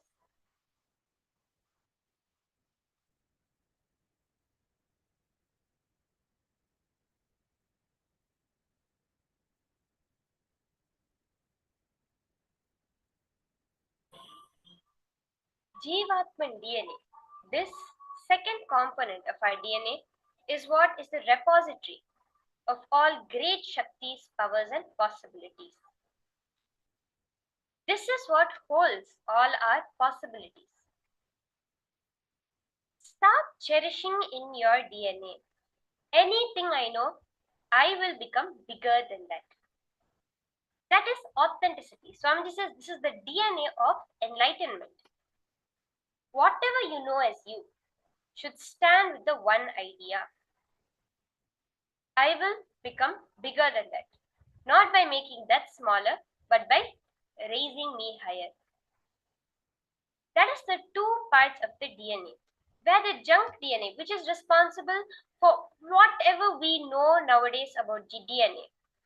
We have the DNA sequencing, what is responsible for genetic diseases, what is responsible for hereditary diseases, what is responsible for the way we look, whether it's the shape of our eyes, the color of our hair. All of that comes, even to some level, our intelligence. All of that comes from this tiny bit called the Jeevatma, the normal DNA which is active, which Swamiji says is actually the junk.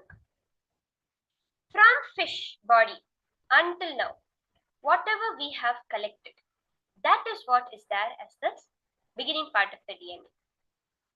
Our conscious decision process is the awakening of the Jeevatman DNA within us. Through initiation, Swamiji awakens this Jeevatman DNA, this authentic expression, the biggest expression of ourselves, is what is awakened through initiation. Yes, Ma Agama Priya, are you understanding what I'm saying? Ma Gokila, Ma Shobha Patel, Nithyananda Ma. Yes, so are you understanding these 2 components and what exactly the junk DNA is and what the Jeevatman DNA is? Did post in the chat.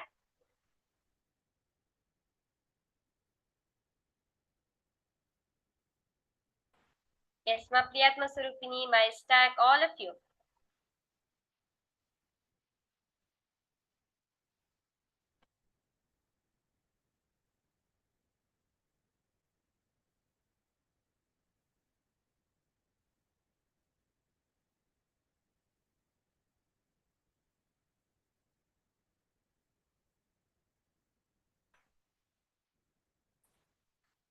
Our DNA, the DNA wormhole, as Swamiji says, has all the past information, not only from this life. See, your DNA does not only have the information from this life, it has the information from multiple lives. Like Swamiji says, from the first body that can hold a biomemory, from the fish body to you moved on to the bird, to turtles, to snakes, to animals, mammals, monkey, until the time you receive the human body. All that Swamiji says, for like the example Swamiji gives is all the fights you had with when you were a fish with your spouse fish, all of that biomemory, all of those patterns is what is stored in the regular DNA. When Swamiji manifests this higher DNA, which has all our powers, all the Shaktis of Paramashiva of Swamiji, when Swamiji awakens that, we manifest all these possibilities and powers. See, throughout the program, initiation is nothing but the awakening of this DNA. That is what even mainly today's initiation is about.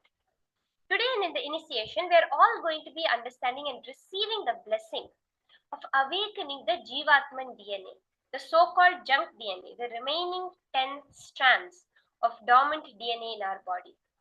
Swamiji also says, he says, we can do even medical tests, medical research to prove the existence of this extra strand of DNA within us being awakened. And very, very clearly Swamiji reveals how at the awakening of each strand, how more and more possibilities start. When you overcome fear, you open another strand of DNA. When you overcome greed, you open another strand of DNA. Like this, up to the details, Swamiji reveals to us. And once we have awakened all the 12 strands, we become completely Paramashiva. So can I have everyone post? Are you understanding? Are you actually cognizing this? My Jnana Pradayini, my Laina Sylvie, my Purusha, are you understanding this?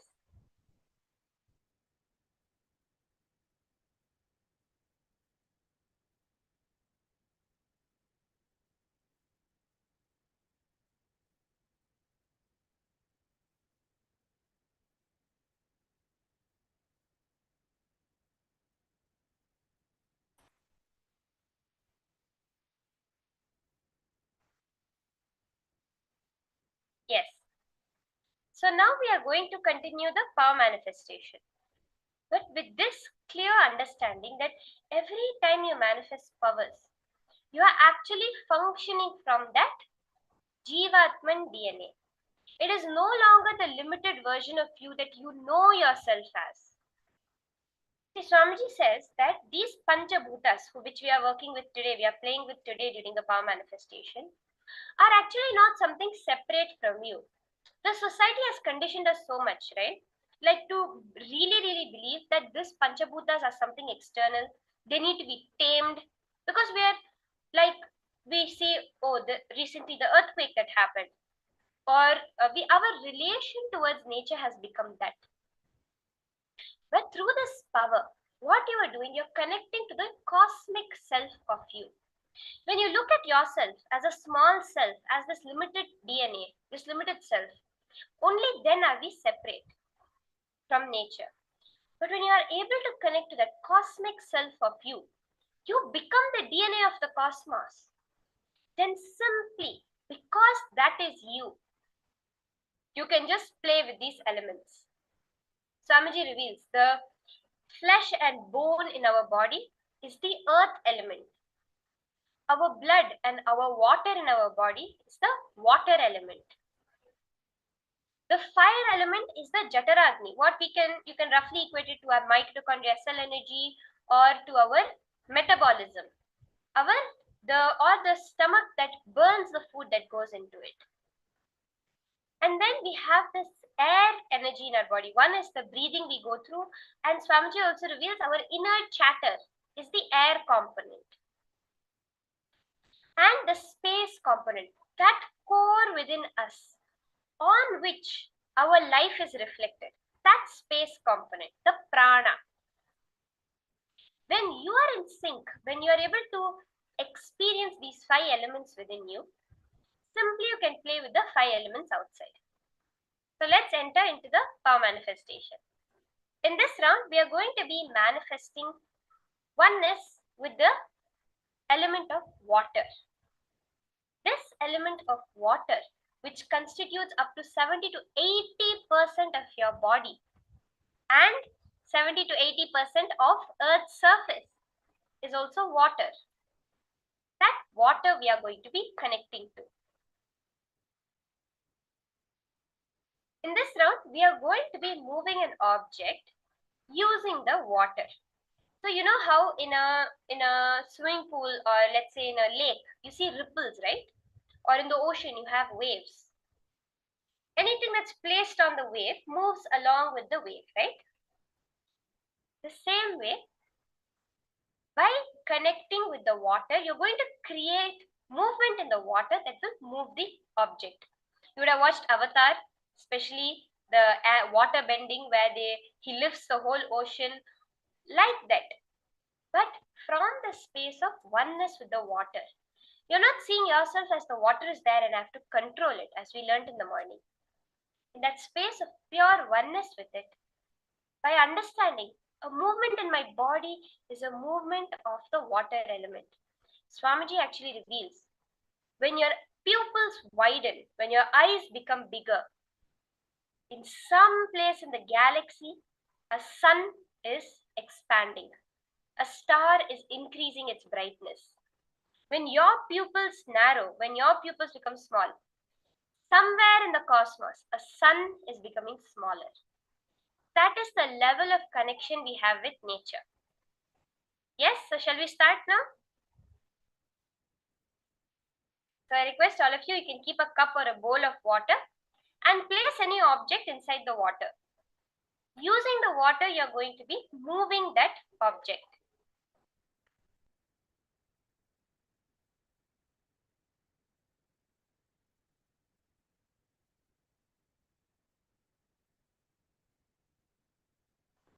Yes, let us start.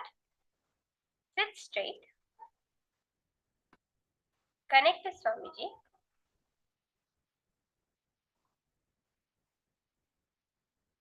Just declare to move the water in that space of pure oneness.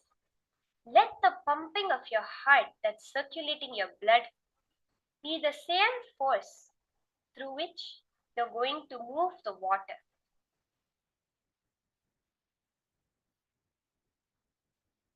Sit straight. Chant the Mahavakya.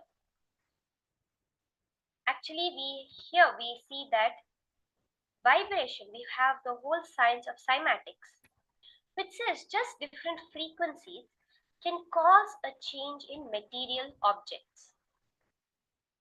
They play certain frequency of music through resonance, which causes, using the harmonic resonance, where the frequency of what is put into the air matches the natural state of frequency of that object, causing the object to vibrate.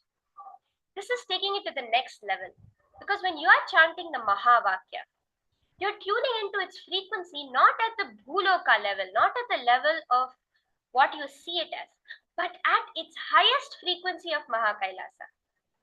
Swamiji says the Mahavakya is a direct door to Mahakailasa. The minute you chant it, he is there.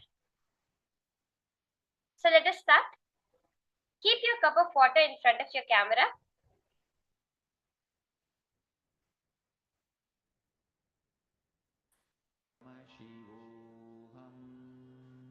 Yes, I see Ma Hedi Shlat. You put your cup with something floating in it. Thank you, Ma. Paramashivoham Om Nithyananda Paramashivoham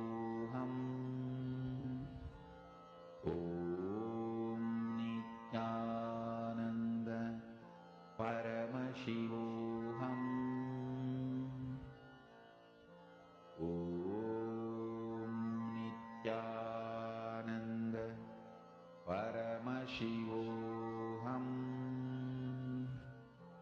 Om Nithyananda Paramashivoham. Mahamahavagya, spiritual lullaby for samadhi, and Suprabhatam, wake up call, wake up song for Paramashiva. This Mahamahavagya is spiritual lullaby for you to fall into samadhi. Suprabhatam, wake up song for Paramashiva to wake up in you. Just remember this one powerful cognition. This Mahamahavagya puts me in samadhi. This is spiritual lullaby for samadhi, and Suprabhatam, wake up song for Paramashiva in me, for Paramashiva to manifest. With this one spiritual powerful cognition, chant this Mahamahavagya.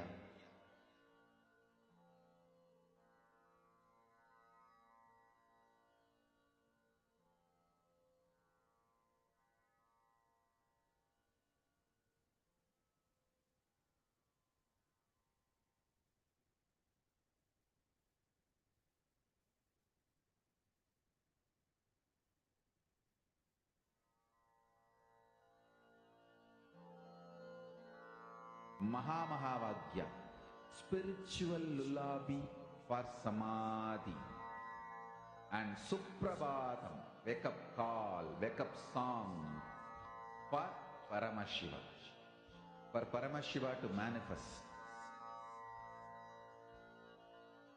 With this one spiritual powerful cognition, chant this Mahamahavagya. Om Nithyananda Paramashivoham. Om Nithyananda Paramashivoham. Om Nithyananda Paramashivoham. Om Nithyananda Paramashivoham. Om Nithyananda Paramashivoham. Om Nithyananda Paramashivoham. Om Nithyananda Paramashivoham. Om Nithyananda Paramashivoham. Om Nithyananda Paramashivoham. Om Nithyananda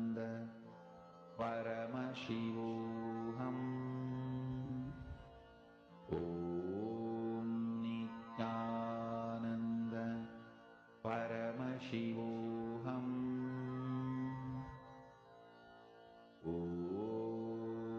Nithyananda Paramashivoham. Om Nithyananda Paramashivoham. Om Nithyananda Paramashivoham. Om Nithyananda Paramashivoham. Om Nithyananda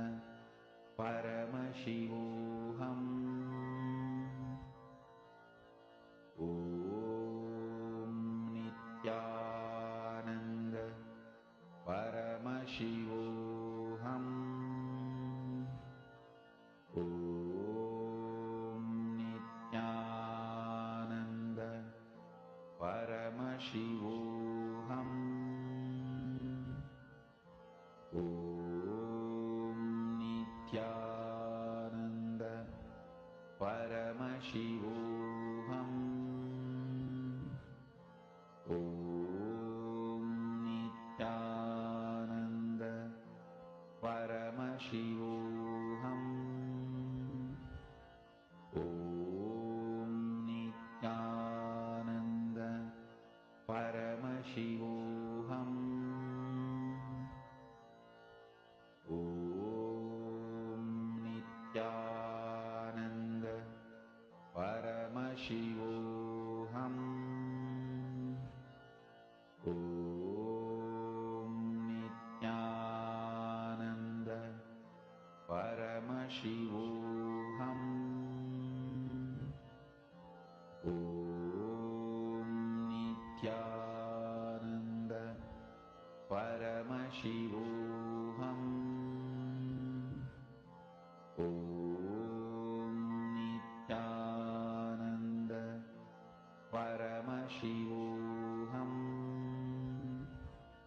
Om Nithyananda Paramashivoham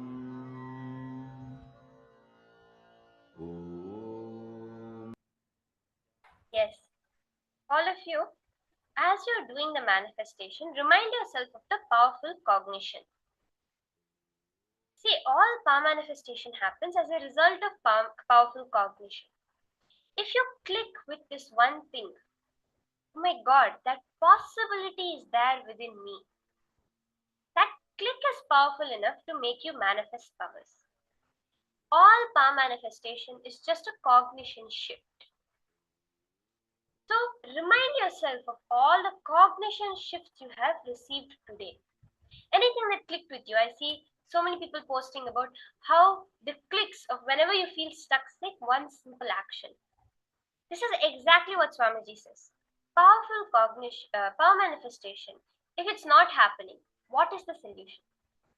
More power manifestation. Because the solution to being stuck is not stopping. The solution is to continue taking actions towards it, even if it's not giving you the result you're expecting. That is what makes the manifestation happen.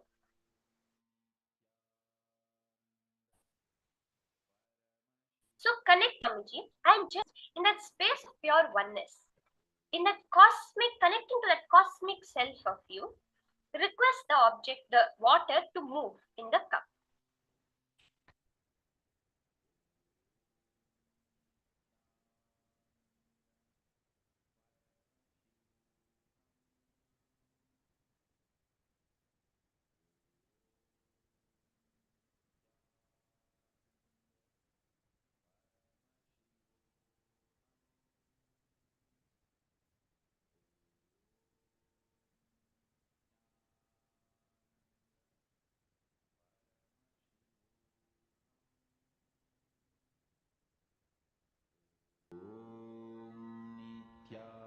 Nithyananda Paramashivoham Om Nithyananda Paramashivoham Om Nithyananda Paramashivoham Om Nithyananda Paramashivoham Om Nithyananda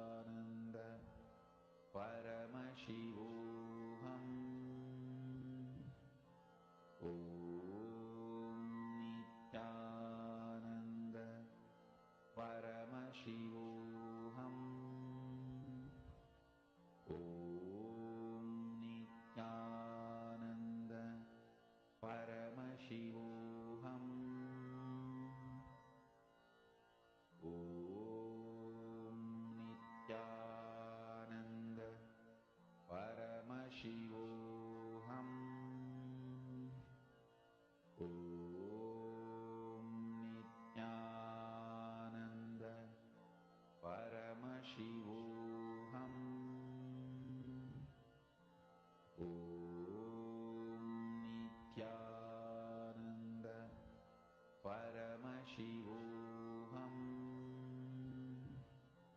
Om Nithyananda Paramashivoham.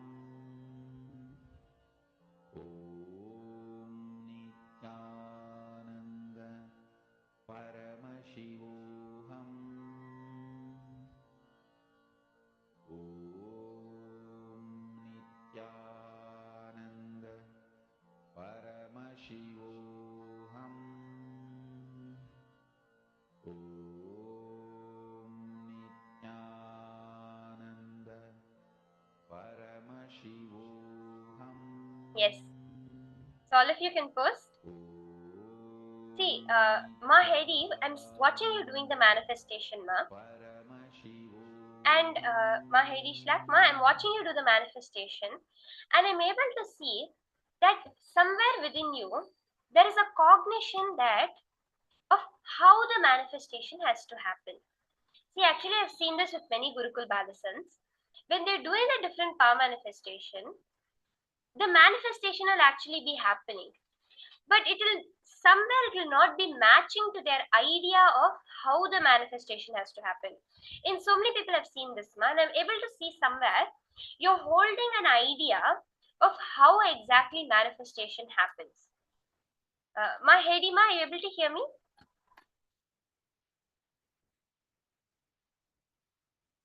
Yes, ma'am. So I'm able to see that somewhere you're holding this idea that if manifestation happens, this is how it looks. Like, for example, the same power. The manifestation means that this object that I've kept, this is a stick or something, it has to move across the water. But Ma, I just wanted to tell you one thing. Like Swamiji says, it's not about how it looks outside. It is about the space that you're experiencing inside, Ma. Are you understanding this? Inside, are you experiencing that space of bliss, the space of oneness? That matters much, much more than whatever is happening outside. Like I just explained, it is the 5 elements within our body that is expressed as the 5 elements outside. So, Ma, for you, when you're doing today, especially furthermore in the other power manifestation sessions, connect to the element of that within your body. Physically look inside. When you just close your eyes, sit and look inside. Where is that element within my body? And connect in the space of oneness with that. When that oneness happens, Ma, the outside manifestation will happen as a byproduct. Are you understanding, Ma? Okay.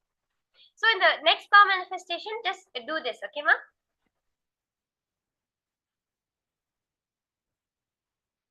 Yes. So now we are going to be entering into the next session. This next session is actually a very exciting session. In the morning, we listened briefly that Nataraja is the embodiment of the space dimension, right? We're going to really be understanding that space dimension of the cosmos, which Swamiji says is the Akasha Tattva, the principle of space in the cosmos. This is the highest perceivable thing by the human logic. Higher than any of the 5 elements, any of the 5 actions of Paramashiva, any of the 5 dimensions. The highest is that space dimension which we can cognize through the human mind. When we understand that, when we relax into that space dimension, we realize our nature as Swamiji, as Paramashiva. So let us listen from Swamiji now about the higher powerful cognitions on Akasha Tattva, the space dimension.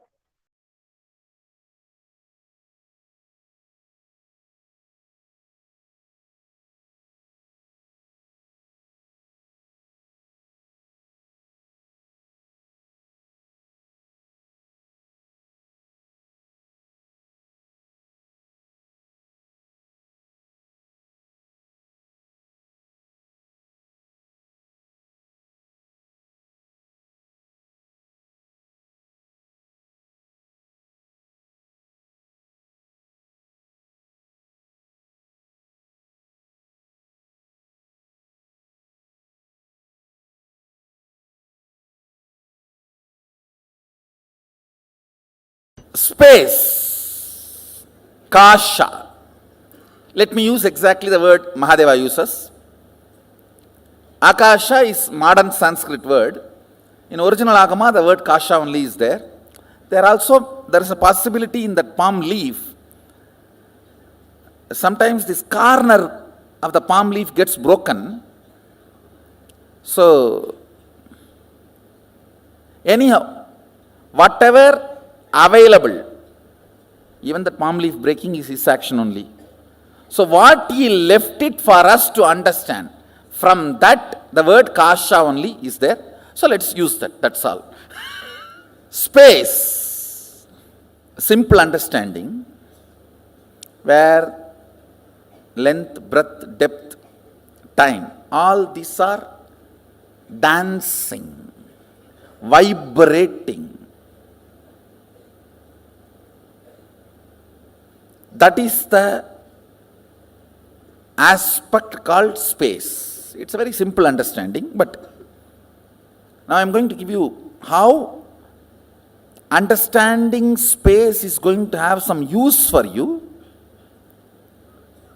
See, ultimately our goal is to rest in the highest existence and highest consciousness, what we call as Mahasadashiva. See these simple words: feeling suffocated, irritated, I am not okay with all these simple words. Only by uttering them again and again, you create that feeling. How many of you understand this? Usage of those words avoided, that experience is also avoided. How many of you understand that? So, can you take 2-3 minutes and pen down, listen carefully. Usage of words in your space, becoming experience, few incident. When you started using these words, cherishing these words, and manifesting those experiences in your space. Just for you to understand, listen, please listen. If two objects are stuck, sound is generated. If a thought is stuck on the space, reality is generated. That's all. Thought, idea, depression, irritation, simple words. How you teach to these teenager kids, how they pick up between when you guys are fighting, I cannot tolerate this, I can't digest this, hell with it, better to die than living like this. All these words, they pick up while both of you fight. And when they use that word on their space, they generate that as an experience. You yourself have done this crime against you. First time when you did this crime, try to remember and pen down. See, where you could have avoided the word and avoided the experience, that is called freedom. You chose the word and chose the experience. After that, even if you don't choose the word, experience does not leave you, that's called marriage. Bondage. Understand? See, first few times when you use the word, I am irritated, I am agitated, I can't tolerate this, I can't put up with this, better to die than living like this life, hell with you, all these phrases, there is a tons.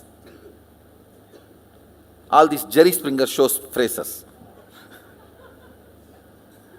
All these words, listen, when you are using first time and manifesting them as reality, you had a choice not to use them and manifest those experiences and reality. How many of you understand that?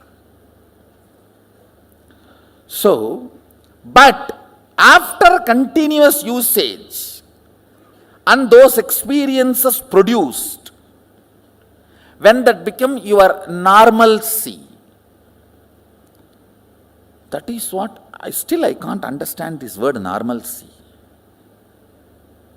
What is common? What is normal? Most abnormal thing is normal. Most stupid things are common. Sometimes people question me, why our kids are taught so much of importance for the language is given. Our balasans are not supposed to even utter the word no, not, all that.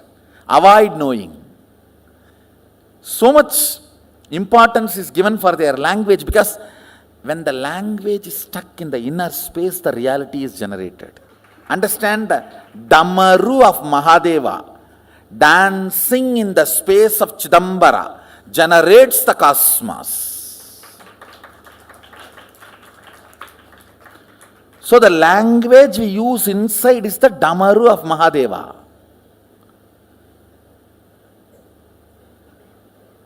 Whatever is generated here becomes reality.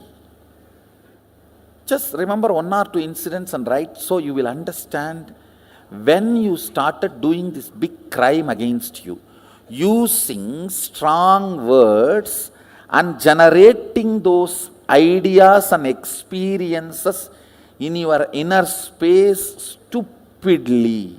And same way, even when you use the good words, generated good words or generated bad words,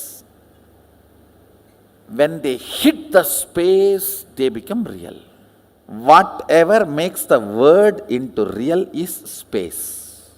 Akasa, kasa. You are an adult. You can choose your words. Try to write both experiences so you understand how initially the word you generate in your space manifests reality. These three words. Taharakasha, Chidakasha, or Katakasha, or Mahakasha. This has two words, Chidakasha and Katakasha, both. Why I am using both words, If you don't manifest what you want as a reality in your space, it is called Katakasha. If you manifest your life as you want, it is called Chitakasha.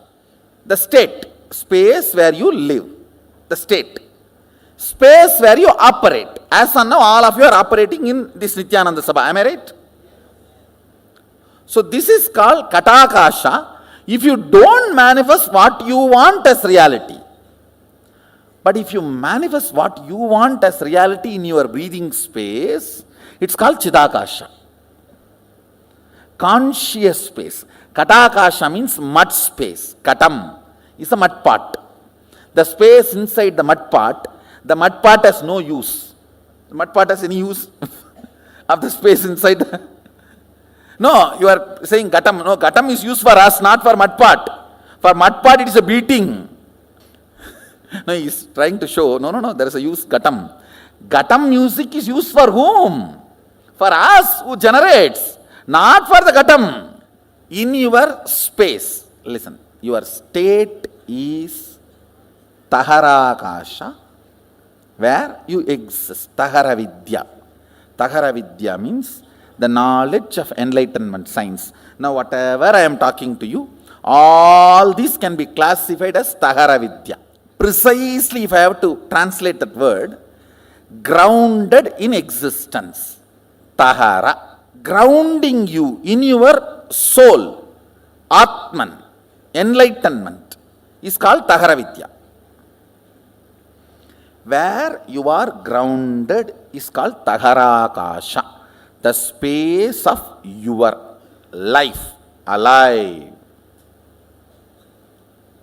Your state. The words you generate there and hit you decides the state you are in. Feeling experienced, expanded, joyful, or suffocation, all is within this. How many of you are understanding?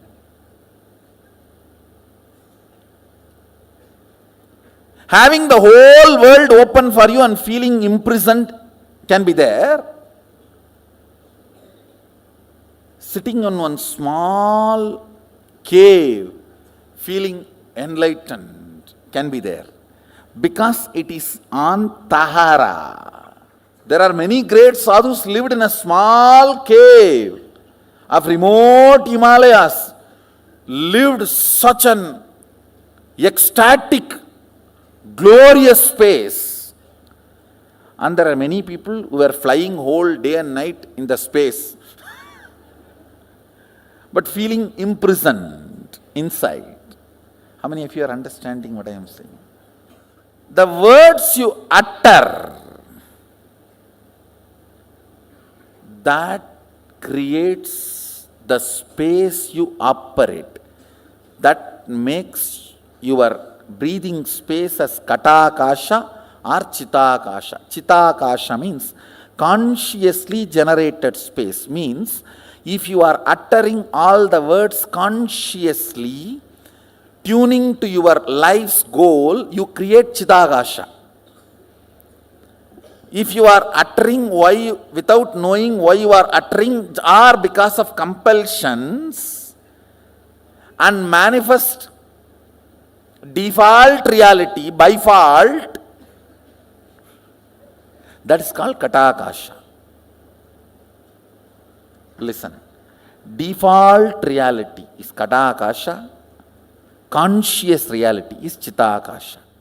These three words, Taharakasha, Katakasha and Chitakasha, and Mahakasha. Mahakasha is whatever exists, that you don't know anything. One good thing about Akasha is it can never get corrupted. It can be easily programmed. Like electricity cannot be corrupted. It may be helping you for last 100 years, but it will not bother to kill you in 1 second if you do something wrong. Same way it may be killing so many people in so many places if something wrong is done. It will not bother to help you if you do it proper circuit. No qualities acquired, no favoritism, and no corruption. That's the quality of space. No favoritism, no quality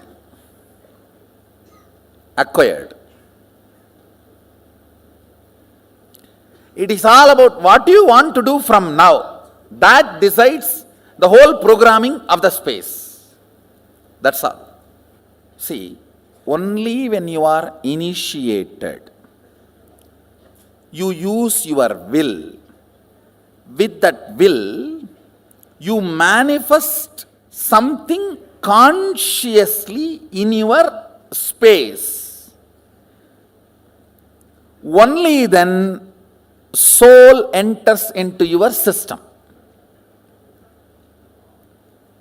Till then, soul means the Jiva is not operative in your system.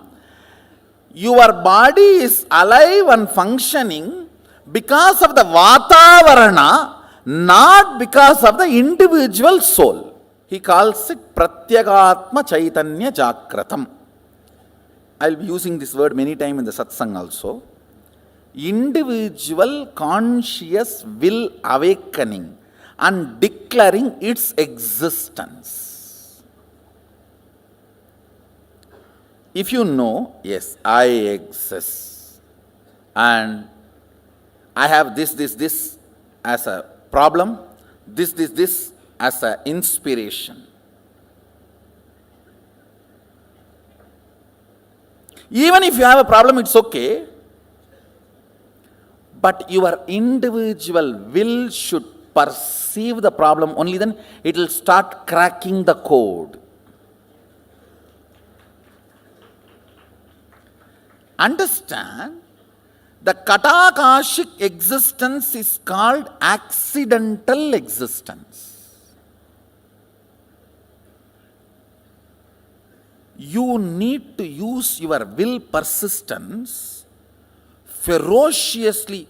You need to break the laws of Katakasha, that is called tapas. Breaking the chains of your Vatavarana by will persistence is called tapas. more tapas, more alive you will feel. That is why in Hindu tradition, if somebody wants to become a king, he will not enter into politics. He will retire to forest and start meditating for 12 years. When he becomes alive and walks into the city, the elephant comes and puts the garland and carries him and puts him on the throne of the king. Whether conquering infrastructure or internal structure, breaking katakasha by your will is the only thing any human being need to do in the life. Kadakasha is the accidental ambience you are breathing, which gives the illusion or delusion you are alive. Your existence is given a delusory idea that you are alive. Because you are breathing, you are made to believe you are alive. Like ups and downs of the wave gives the feeling as if the ocean is alive in that area, even though there is no independent individual energy exists. Listen. Will is not astra, it is shastra. I'll explain these two concepts. Astra means a weapon loaded, pre-planned, pre-programmed and operated. Shastra means power is generated and immediately released is Shastra. Will cannot be programmed earlier and kept and used. No. Now you generate and you release. The good news is, does not need training. Will to manifest will persistence and will. You need not be trained for 12 years. Person who has tried to have will for 22 years and who is beginning today, both will have the same will. Because will is the weapon from the space which cannot be programmed. Listen carefully. Subtler and subtler you go, they can only be less baggaged, programmed. When you are going in bullock cart, you can carry the whole city. When you go in bus, you will have to reduce. When you go in train, you have to reduce more. When you are going in the flight, it has to be reduced a lot more. If it is jet, you can only carry pills. The subtler and subtler you go, baggage, the past patterns, compilations, judgments, concepts are not allowed. Understand, Mahadeva very clearly says, state, space, manifestation, all the three does not need pre-training. Because it is fundamentally based on the space, will power, will persistence is enough. Means you deciding now, from now what I want to do only matters. Till now what I have done does not matter. Understand, past, the good news I have for you. Past is irrelevant when you are working with the space, Akasha. Present is too relevant when you are working with Akasha. Clear?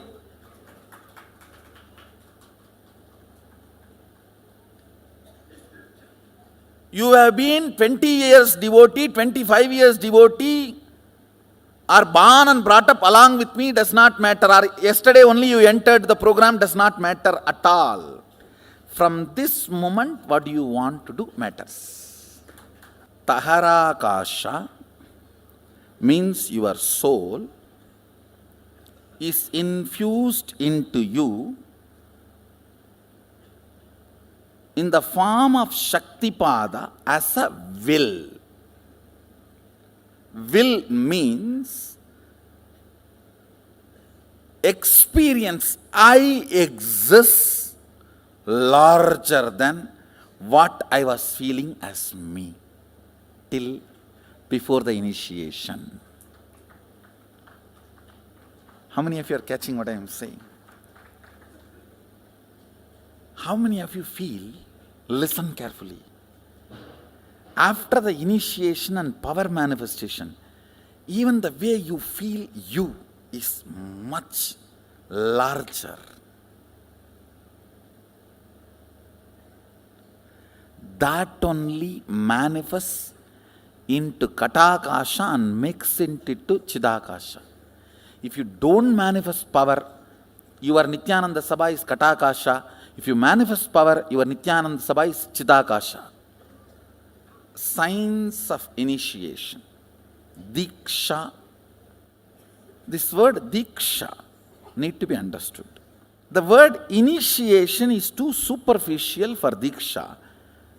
If I have to translate exactly the word Diksha into English, breathing life, infusing life. The frequency of your will existence raised to the level of frequency of will persistence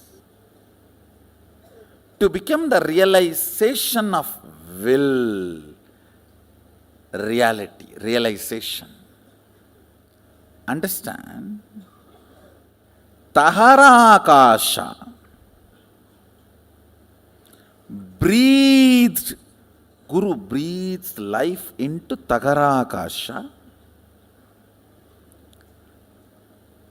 With that you start that will persistence. With the will persistence you start manifesting. Not only powers, even the life as you want. Katakasha becomes Chitakasha.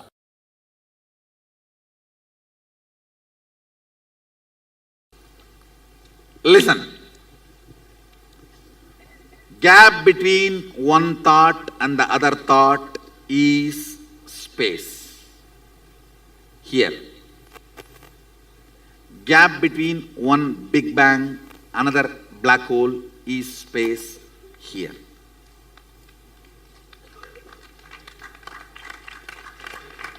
Listen. Listen carefully. LBD active. LBD active on the space generates time. Anything gets active on the space generates time. Space is the canvas on which all these four exist.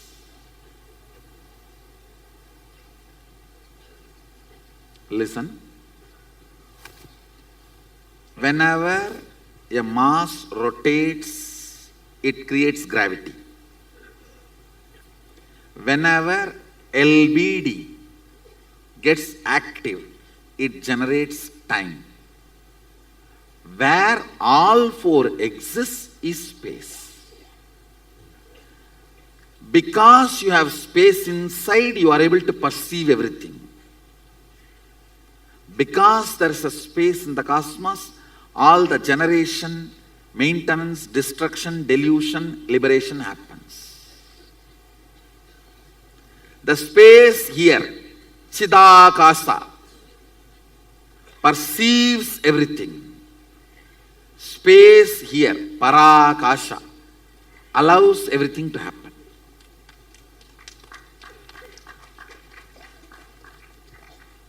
Little more. Little more.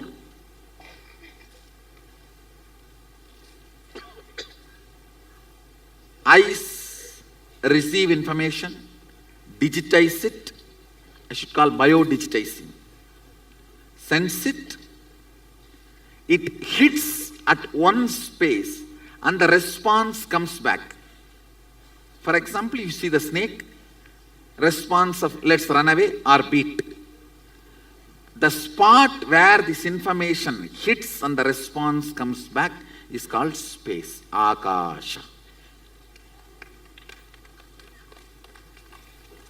The spot which responds to information is space.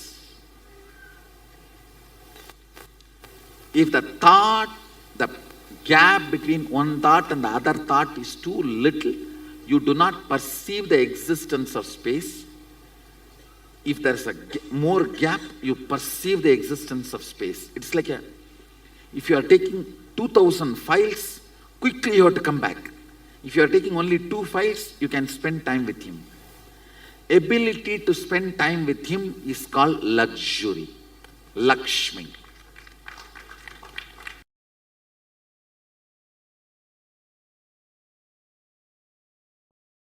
Just like gravity has its own logic, consciousness has its own logic. Brahmanda, cosmos, is Pindanda, the body you are carrying.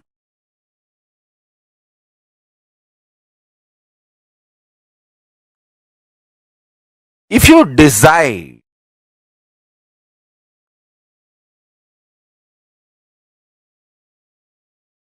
we all need to know decisions are not a logical thought current. It is Sankhya, multi-dimensional logical force.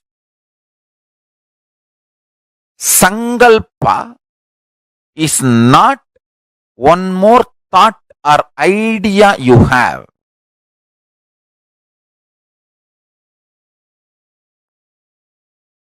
Listen carefully. Conscious visualization is impacting your inner and outer reality in multi-dimensional way. Conscious visualization is the Sankhya, multi-dimensional logic, way, I will repeat, listen. Conscious visualization, Satya Sankalpa, is the way you can impact your inner and outer reality drastically.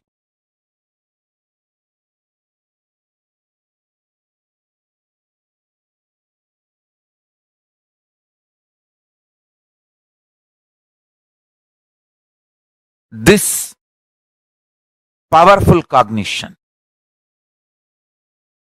is the Sankhya, multi-dimensional logic of consciousness and Parashakti.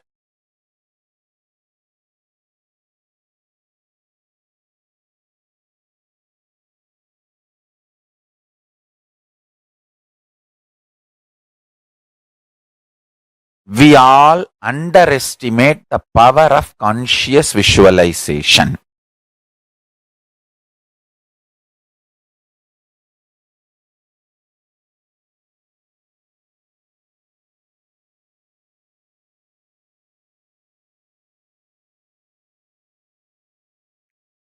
Do not underestimate the power of conscious visualization.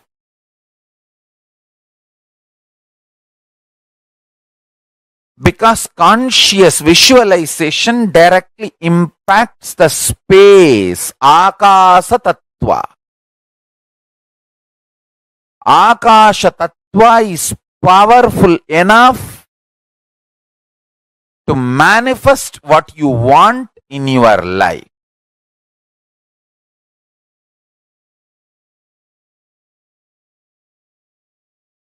Multi-dimensional functional logic of Akasha Tattva, space principle, the space power. I will reveal it to you now. Listen.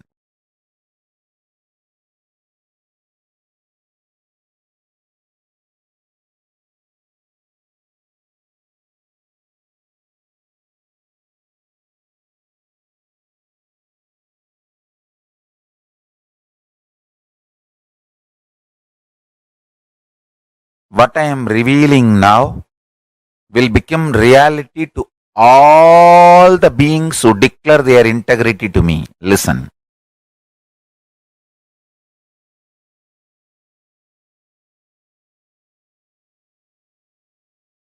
If you want, take few seconds and consciously declare your integrity to me. It does not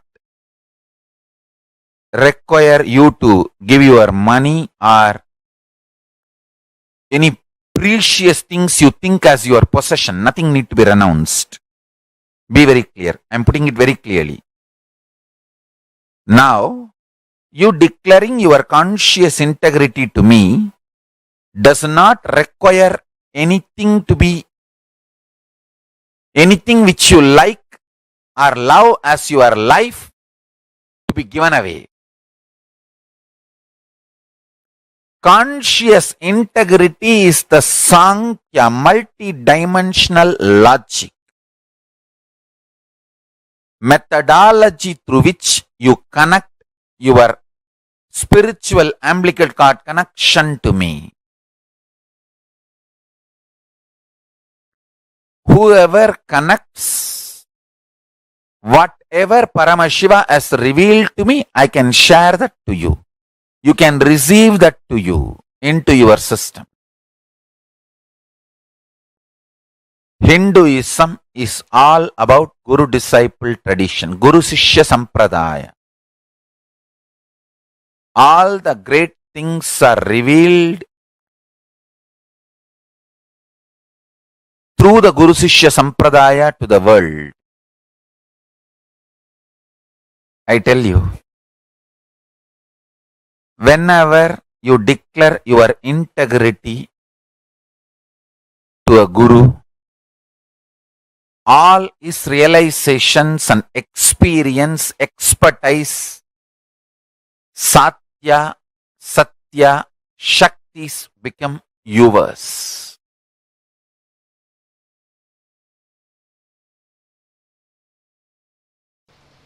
Length, breadth, depth,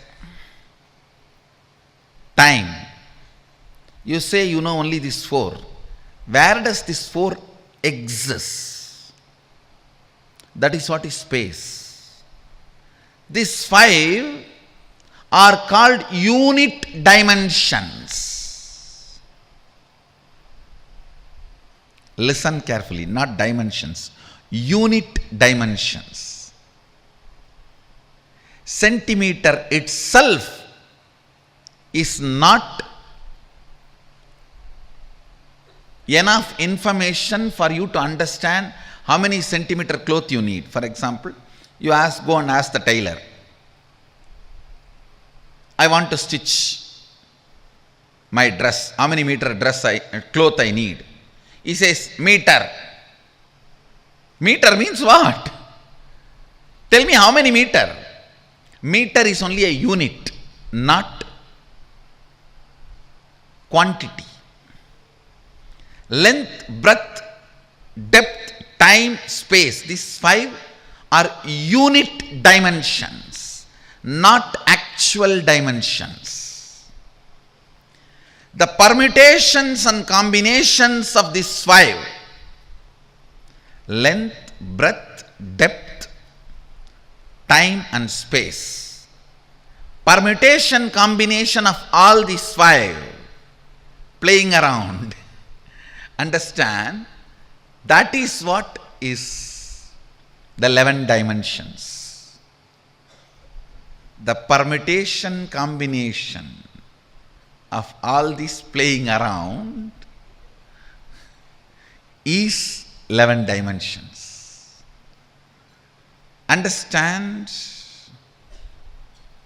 length, breadth, depth, time and space.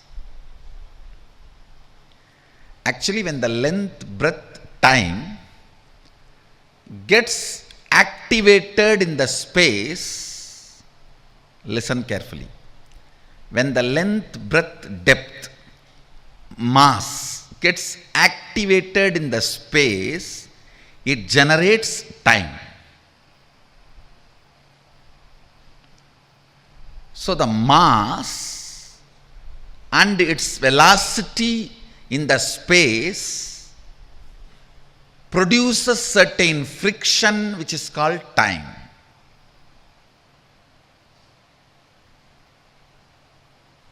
Mass, when it produces certain velocity in the space, the friction generated is called time.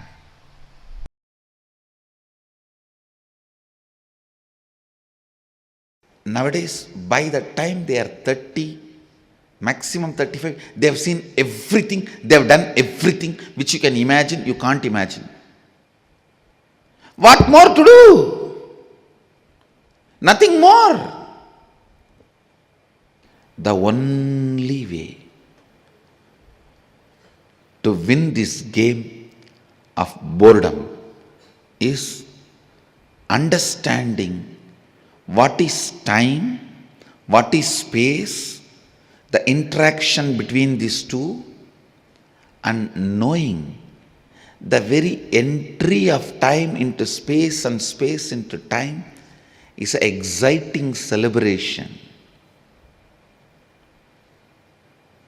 Only that will give you the eternal celebration.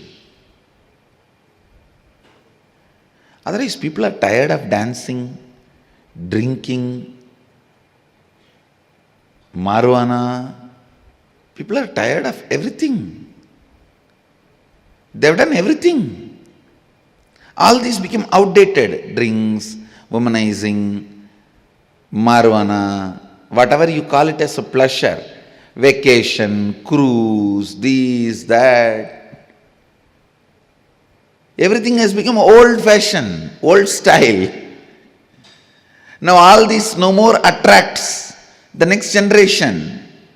We have seen what is there next. We have seen what is there next. Human beings have gone to the extreme. Now nothing more excites.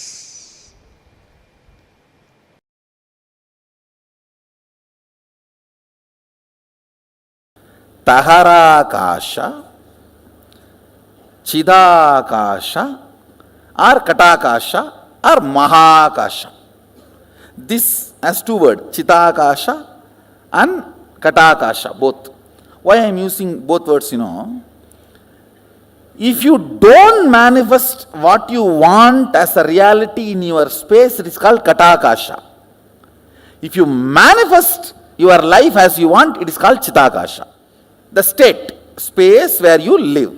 The state. Space where you operate. As of now, all of you are operating in this Nithyananda Sabha. Am I right? So this is called Katakasha. If you don't manifest what you want as reality. But if you manifest what you want as reality in your breathing space, it's called Chidakasha.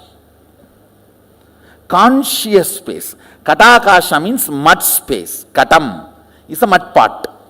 The space inside the mud pot has no use. Mud pot has any use of the space inside? No, you are saying ghatam. No, ghatam is used for us, not for mud pot. For mud pot, it is a beating. No, he is trying to show, no, there is a use ghatam. Ghatam music is used for whom? For us who generates, not for the ghatam. In your space, listen, your state is Taharakasha, where you exist. Tahara Vidya. Tahara Vidya means the knowledge of enlightenment science. Now, whatever I am talking to you, all these can be classified as Tahara Vidya. Precisely, if I have to translate that word, grounded in existence. Tahara. Grounding you in your soul, Atman, enlightenment, is called Tahara Vidya. Where you are grounded is called Taharakasha, the space of your life, alive. Your state. The words you generate there and hit you decides the state you are in. Feeling experienced, expanded, joyful, or suffocation, all is within this. How many of you are understanding?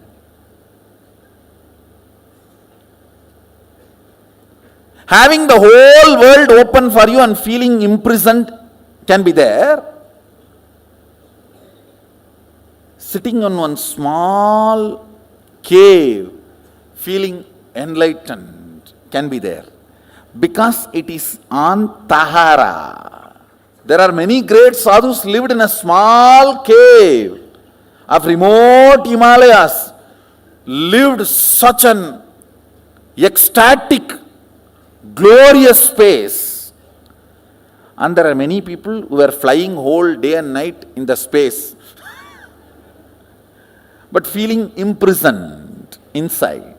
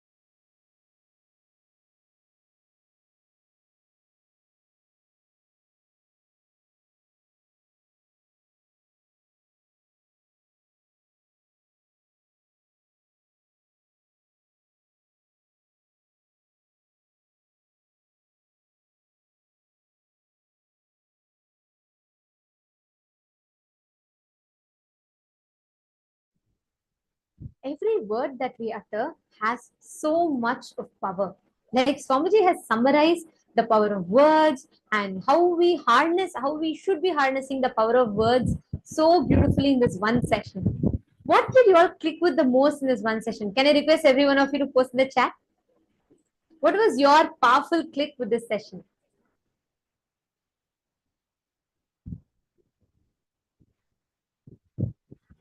Ma Kasturi Aravindan and Ma Savitri, Ma Maluhya Mauna. Come on, can I request all of you to share? Ma Maha Bhairavajnana, Ma Nitya Arunachala, Ma Jnana Pradaini, Ma Purushananda. Come on, can I request all of you to share? Ma Saumya Prabhala, Nityanandam, Ma Nitya Vamadeva, Ma Saroja Plush, Ma Shukrendrananda.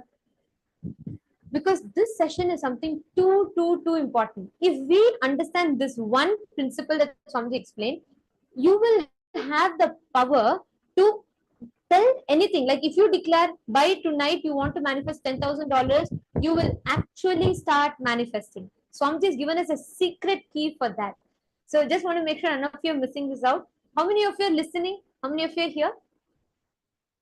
If you are seeing and hearing and listening, please put yes in the chat. Nithyanandam, secret copper. You understood about the time explanation of Swamiji's. Okay, Nithyanandam, Ma Tanja Devarne, Ma Hedi Shlak. Okay, Ma Saroj Aplush, Ma Vamadeva.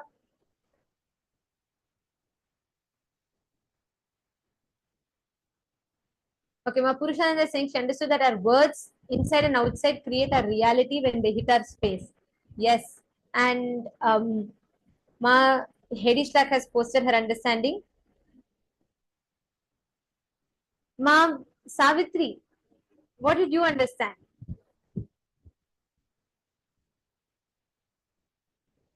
Manitya Purushananda has posted Swamiji's words in this session is so powerful. Swamiji's revelations are so powerful on this topic and so intense that it takes many number of times to listen and understand it. Actually, and the best part with Swamiji's words, right? Like every session, every time you listen, you will always feel like, oh God, I'm learning something new this time again. You, no matter how many, every satsang that you pick, this is like by default, this happens. You go back and listen to it again. Next time, again, you listen and you're like, oh God, I didn't hear this last time. I didn't catch it last time this way. Because Swamiji explains beautifully, ma, the maturity of the inner space each time is like more and more and more. So the same truth when you listen, the based on the different space, the maturity that you listen from, you receive that experience. So each time it's like again and again, it will feel like new. Ma Savitri has posted, our words are powerful. We create our reality. Actually, the truth that Swamiji gave a very simple and a very beautiful analogy. Like Swamiji said, how when one object strikes another object, sound is generated, correct? When your right hand strikes the left hand, what happens? Sound is generated, correct? Same way, when your thought hits the space, the reality is generated in front of us. Every thought of ours is responsible to create the reality in front of us. This is one of the most powerful, most crucial, important revelation here. So many times we're all like so used in our normal life, right? We're so used to using words. We are so casual with it. We keep repeating certain words, right? How many times do you all get irritated and we say, oh God, just, I don't want this. Let it just get lost. Or I just don't want any of this. Just hell with it. I can't manage life. Life is too hard. And people are not nice. I don't like this. I don't like that. Very casually, we keep uttering these words. And remember, every single time you utter a word, life will generate that reality. So Ma Savitri has posted that what our thoughts is responsible to create a reality. Yes, and the source of those thoughts is us. Every word you utter, ma, the more and more number of words that you keep uttering again and again. I'll just give a very powerful experience that I've had with this. Like it's a very simple thing. It's a very simple thing, but it had such a big impact. And when Swamiji told that, when Swamiji revealed this, right? After that, when I went back and revisited, I started catching it. So like how in each of our life we utter a word, and because of us uttering a certain word, we make the situation good or bad for us. I'll give you a very simple example. So 2 years back, about 2 years, 2.5 years back, Swamiji had told in one satsang that castor oil is like liquid God. God in liquid form is castor oil. So Swamiji had told like every one of you should take castor oil every day, and that will give you the best health. So at that time, when I listened to that word, right, that kept ringing in my head. I was like, okay, castor oil is like the best. That was my introduction to castor oil. So then I went, and every day I started having castor oil. I used to drink it like every day, and I had absolutely no reaction to it. I just enjoyed the process of whatever it is, and I used to drink the castor oil. So every time I remember the castor oil in me, the word that was generated in me is okay, it is liquid form of God. And Swamiji said to drink it for the best health. So I'm drinking it. Once what happened, I had, while I was drinking castor oil, there was another person who was taking castor oil at the same time. And we had somehow we sparked the conversation. And then in that conversation, that person said that every time you drink castor oil, a certain reaction happens in the body. See, it's not that consciously this whole thing happened, but it's a very small incident, but it was so powerful after I listened to Swamiji's thing and I mapped this. And she said, like, she said her body has a certain reaction to it, and she cannot drink castor oil at all. I heard that, I processed that into my head. Though it was not my experience. Next time when I went to take castor oil, I remembered that word. That word stuck in my inner space again. Second time I went to take castor oil, again that word stuck. By the fifth time, actually every time I took castor oil, I started reacting that exact same way. I could clearly see how my body had completely adapted itself. It's a very casual thing. It's a very, very small thing. It may even seem silly. But that one word, going on repeating that word again and again and again in my inner space, not that someone came and told me, I kept repeating it. I actually made that as my reality. So the next time I went and tried taking castor oil, I could not take it. Then I listened to this satsang of Swamiji's, this Akasha Tattva satsang. That very day, I realized, oh my God, I have been cherishing the wrong word inside of me. So the reality in front of me is again and again reflecting back that. And that day, when I listened to this Akasha Tattva satsang and then I went back, I reworded my inner space. I changed my cognition, and when I went back, I absolutely stopped having that reaction once again. My body aligned itself back. It might be very simple, just for a silly castor oil, but this is how all of us, I realize like this is what Swamiji is saying. All of us do this in our life where we utter a certain word. We say, I hate this person. Because you keep saying, I hate this person, I hate this person, the hatred becomes so strong. It becomes like irretrievable because you keep generating that word inside of you. That becomes the reality in front of you. How many of you are catching it? Actually, this once you cognize this, various incidents in your life and the way how life occurs to you, that itself can be completely transformed. If you are able to cognize and understand this, I request you to show a thumbs up. How many of you are cognizing and understanding this? All the male bodies, come on.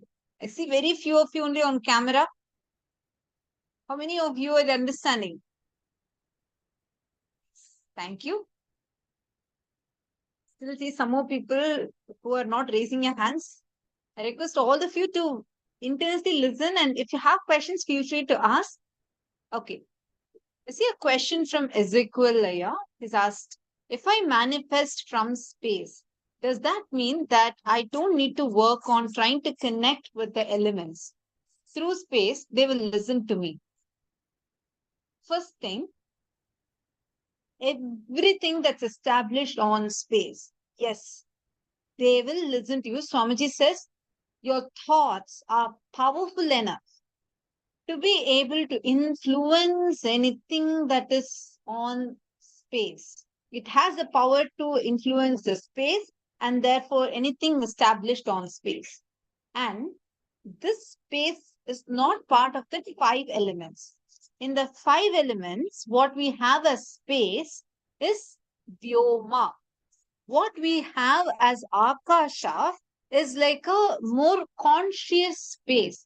The inner space that we have, it's filled, infused with consciousness. With that, you will be able to impact, influence, and change, alter anything, including the five elements. The five elements are a very, it's like physically available to us. What we can physically in a gross level, we will be able to relate with them. But it's a very low frequency existence. In subtler, meaning very high frequency, it is not these five elements, but the higher dimensions of the existence through which we can control them. Simple example. If you have the power to play with these elements, that is one. But if you have the power of changing your inner space with the ability to change your inner space with your will, you can move anything the way you want to move. Anything can move the way how you want it to be.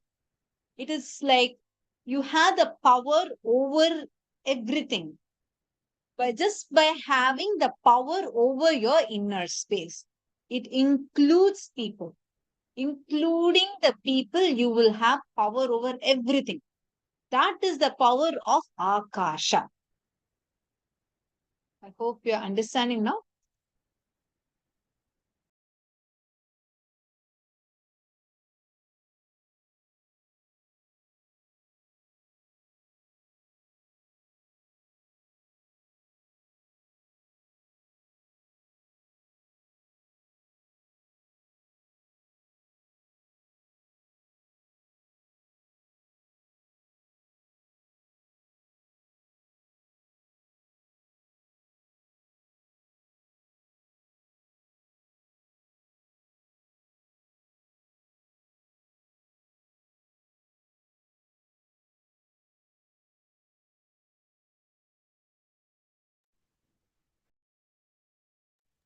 How many of you are clicking with this? How many of you are able to understand? The words you utter makes your breathing space as Katakasha or Chitakasha. Whether is your space going to be infused with consciousness or not is based on the consciousness you're infusing in your inner space through words. Many times you may be feeling, I'm such a good person. I've been doing only good things, but why only bad things happen to me? But look at that fellow. He's doing all bad things, but he's having best life. Understand the words you cherish inside. You may be a very, very pious person in terms of your living, but if your words, the thoughts and the words that you carry inside you are not aligned to that, if you go on cherishing, my life is bad, you'll only attract that. Understand the words we carry inside has a huge power over our inner space and our external space. It has the power over Akasha. Actually, each one of you, if you revisit back your life, how many of you are seeing throughout a day, many times we very casually use the words. Every word you utter inside of yourself. See, every thought you generate, your thoughts becomes words, your words becomes actions, actions generate becomes your life, and life creates reality. This is a flow. This is how exactly it happens for all of us. So what happens inside of you constantly we create inside of us, each of us create conflicting words.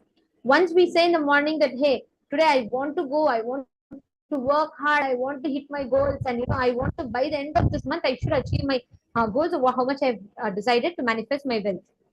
But by afternoon, you get tired. Evening, you're frustrated with your job. You come back, you say, "Oh, I don't want any of this. I just want to leave all of this, go somewhere and enjoy some vacation. I want to just withdraw from all these work. I can't handle this work stress." Each time, we keep uttering different words. Every single word you utter generates the reality in front of you. How many of you are catching this? How many of you are understanding this? Can you all wave your hands?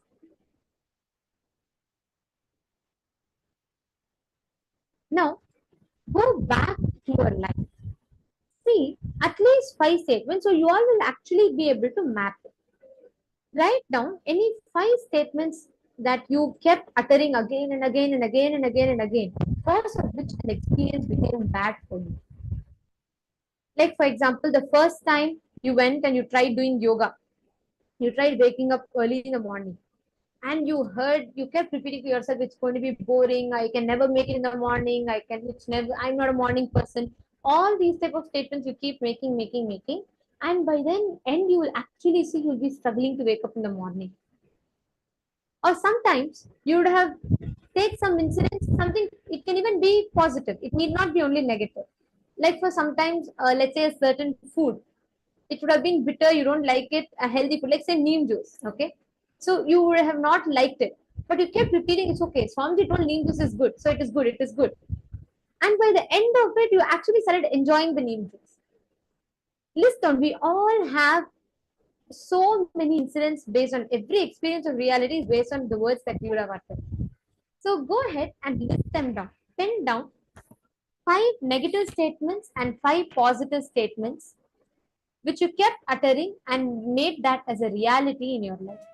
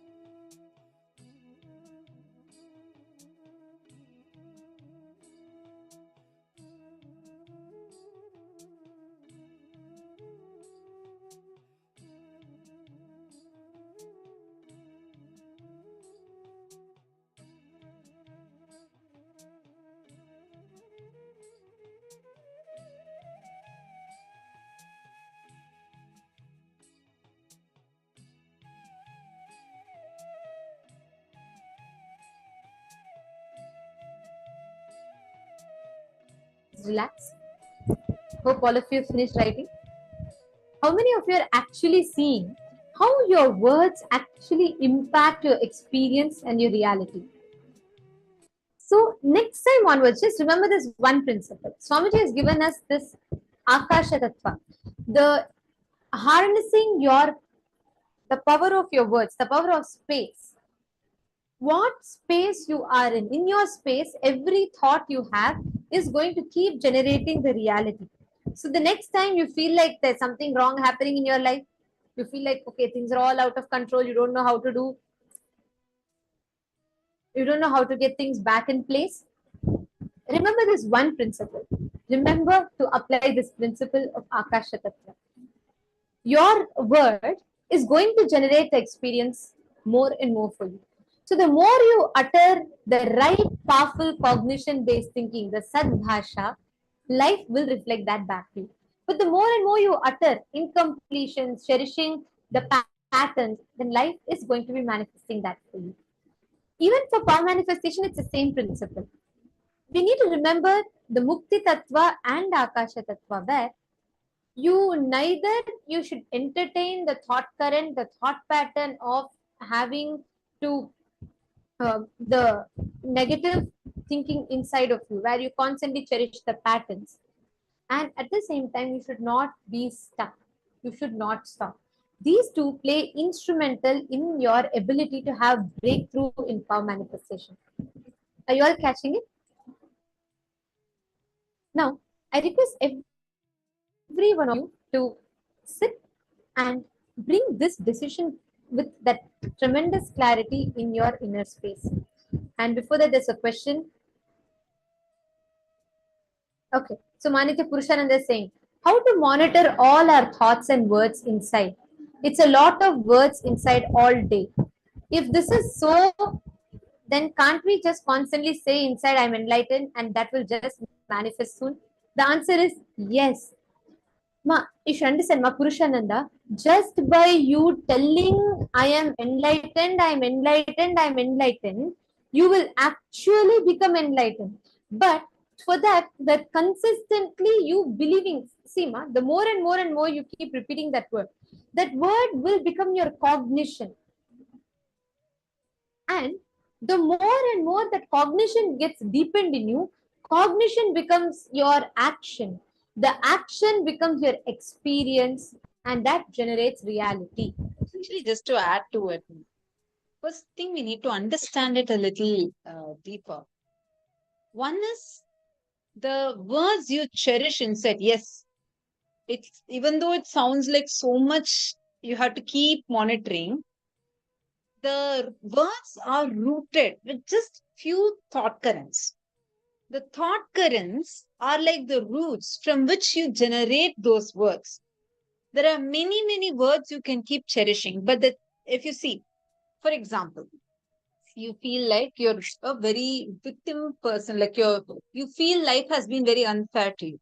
If that's your underlying thought current, from that you will be feeling you're so victim, you are a very poor person, and nobody likes you. You may have hundreds of words inside of you, but the root thought current would be just a few. If you are able to identify that root thought current and complete with that, then automatically the words will change.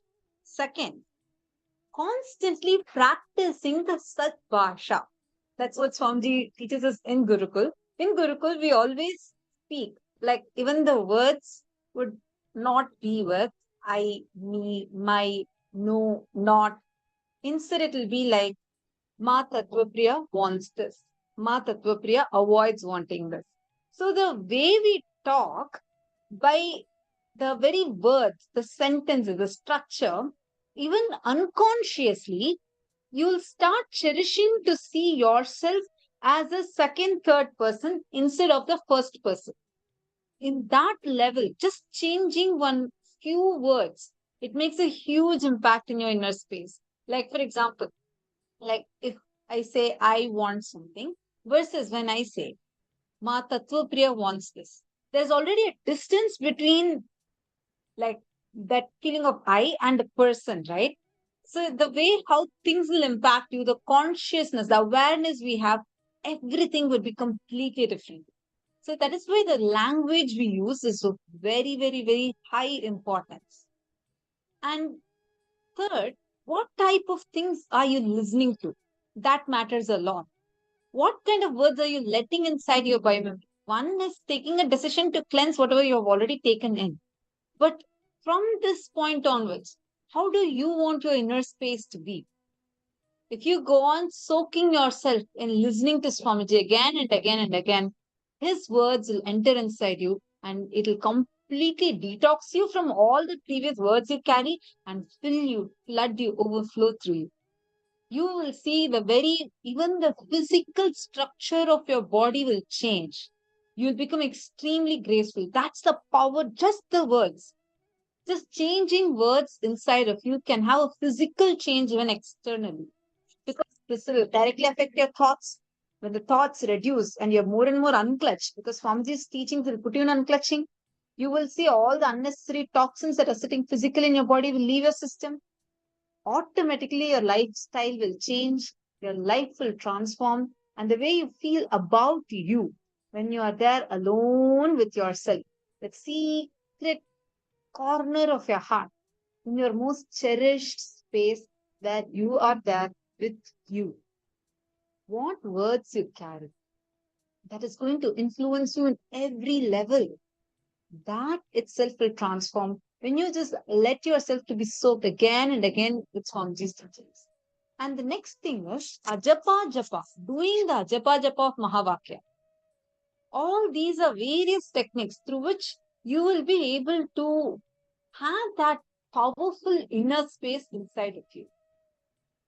Ma Purushananda, I hope I answered your question.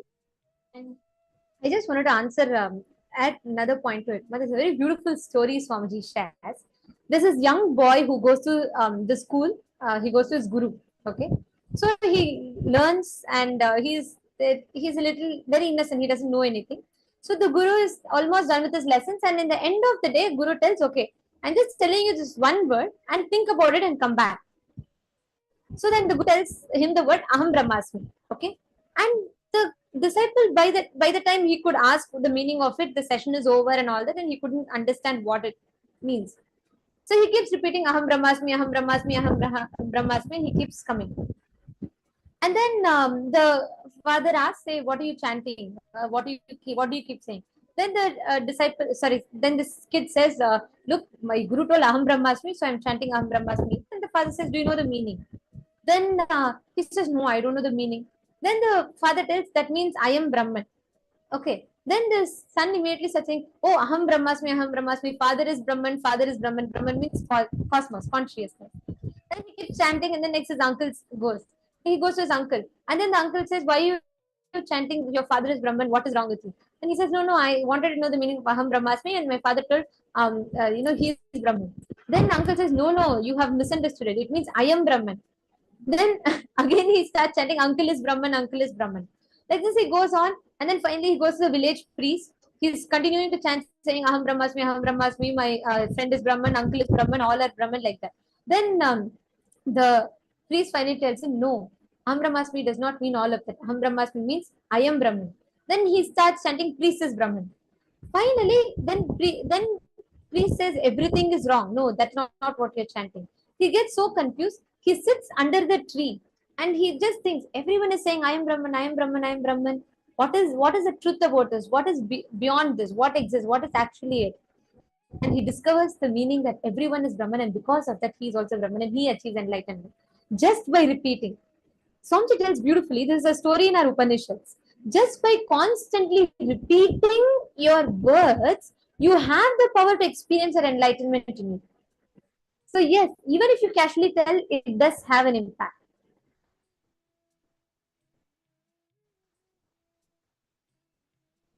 Yes, and Anandeshwari, you're posting, you tell every morning and evening. Actually, every moment chant Mahavakya in you. You are literally telling you are Swamiji, you are one with him. If you keep chanting Mahavakya, it becomes a deep experience inside you. So when with that awareness, or even if you're unaware, just chant Mahavakya, you will see actually you'll make this as an experience in you. Okay, now I request every one of you from this space, keep an object in front of you. Use this power, the power of your space. With that declaration, with that power in your inner space, when you have that conscious will inside you, anyone you speak to, you will give them that same experience. You will be able to shift anybody's inner space just through your conscious will. And it's very, very simple. What all of you are going to do now is, I request every one of you to connect to a partner. Listen very carefully. You're all going to be connecting to your friends and someone outside of this program to manifest this power. You are now going to harness the power of space. We all learned about Akasha Tattva, right? You're going to be harnessing the power of your space. And how you're going to be doing that? You're going to be calling your friend. And each of your friend might have different realities that they want to manifest, correct? They may say, I want to get a job, I want to get a car. You're going to be scanning. In the first step, you're going to be scanning and identifying what is the reality your partner wants to manifest, your friend wants to manifest. They can say, I want to manifest salary, I want to manifest enlightenment. They could say anything. Now, after they share with you what they want to manifest, after you scan and identify, what is the exact thought current that is an obstacle for them to manifest that reality? For example, someone may want to manifest a job. Now, you're going to scan and identify what is the obstacle for them in that. Let's say they have tried and the interviewers are rejecting, or they tried and they keep losing the jobs. They're not able to maintain consistency. Something is an obstacle. You will clearly be able to see that in your third eye. Just request Swamiji to show you and share with them. This is what I'm seeing. This is where I'm seeing that you're stuck. And verify with them. Ask them if you're able to relate with it. And once they say yes, they're understanding, take that and surrender that thought current in your inner space and just repeat that powerful cognition. Open the Living Enlightenment book. Whatever powerful cognition the book is revealing, inside your inner space, repeat that powerful cognition, the power of Akasha. When you start repeating it inside you, you make that as an experience for another person also. And when you repeat it, you will see simply that word will exactly hit their inner space and it will cause a shift in them. I request every one of you to sit now, reach out to at least 5 of your friends. Sincerely do this process, you will experience a breakthrough. Please take a few minutes, connect to your friends. Let's start this process. Paramashivoham.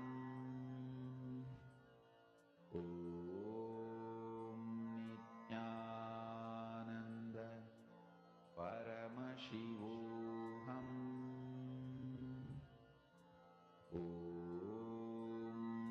Nithyananda. Paramashivoham.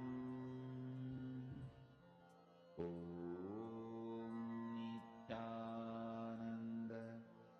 Paramashivoham. Nithyananda. Paramashivoham.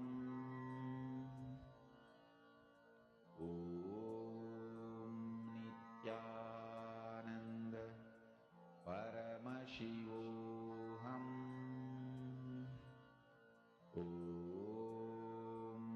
Nithyananda.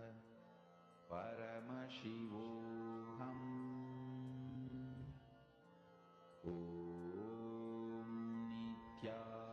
Nithyananda. Paramashivoham.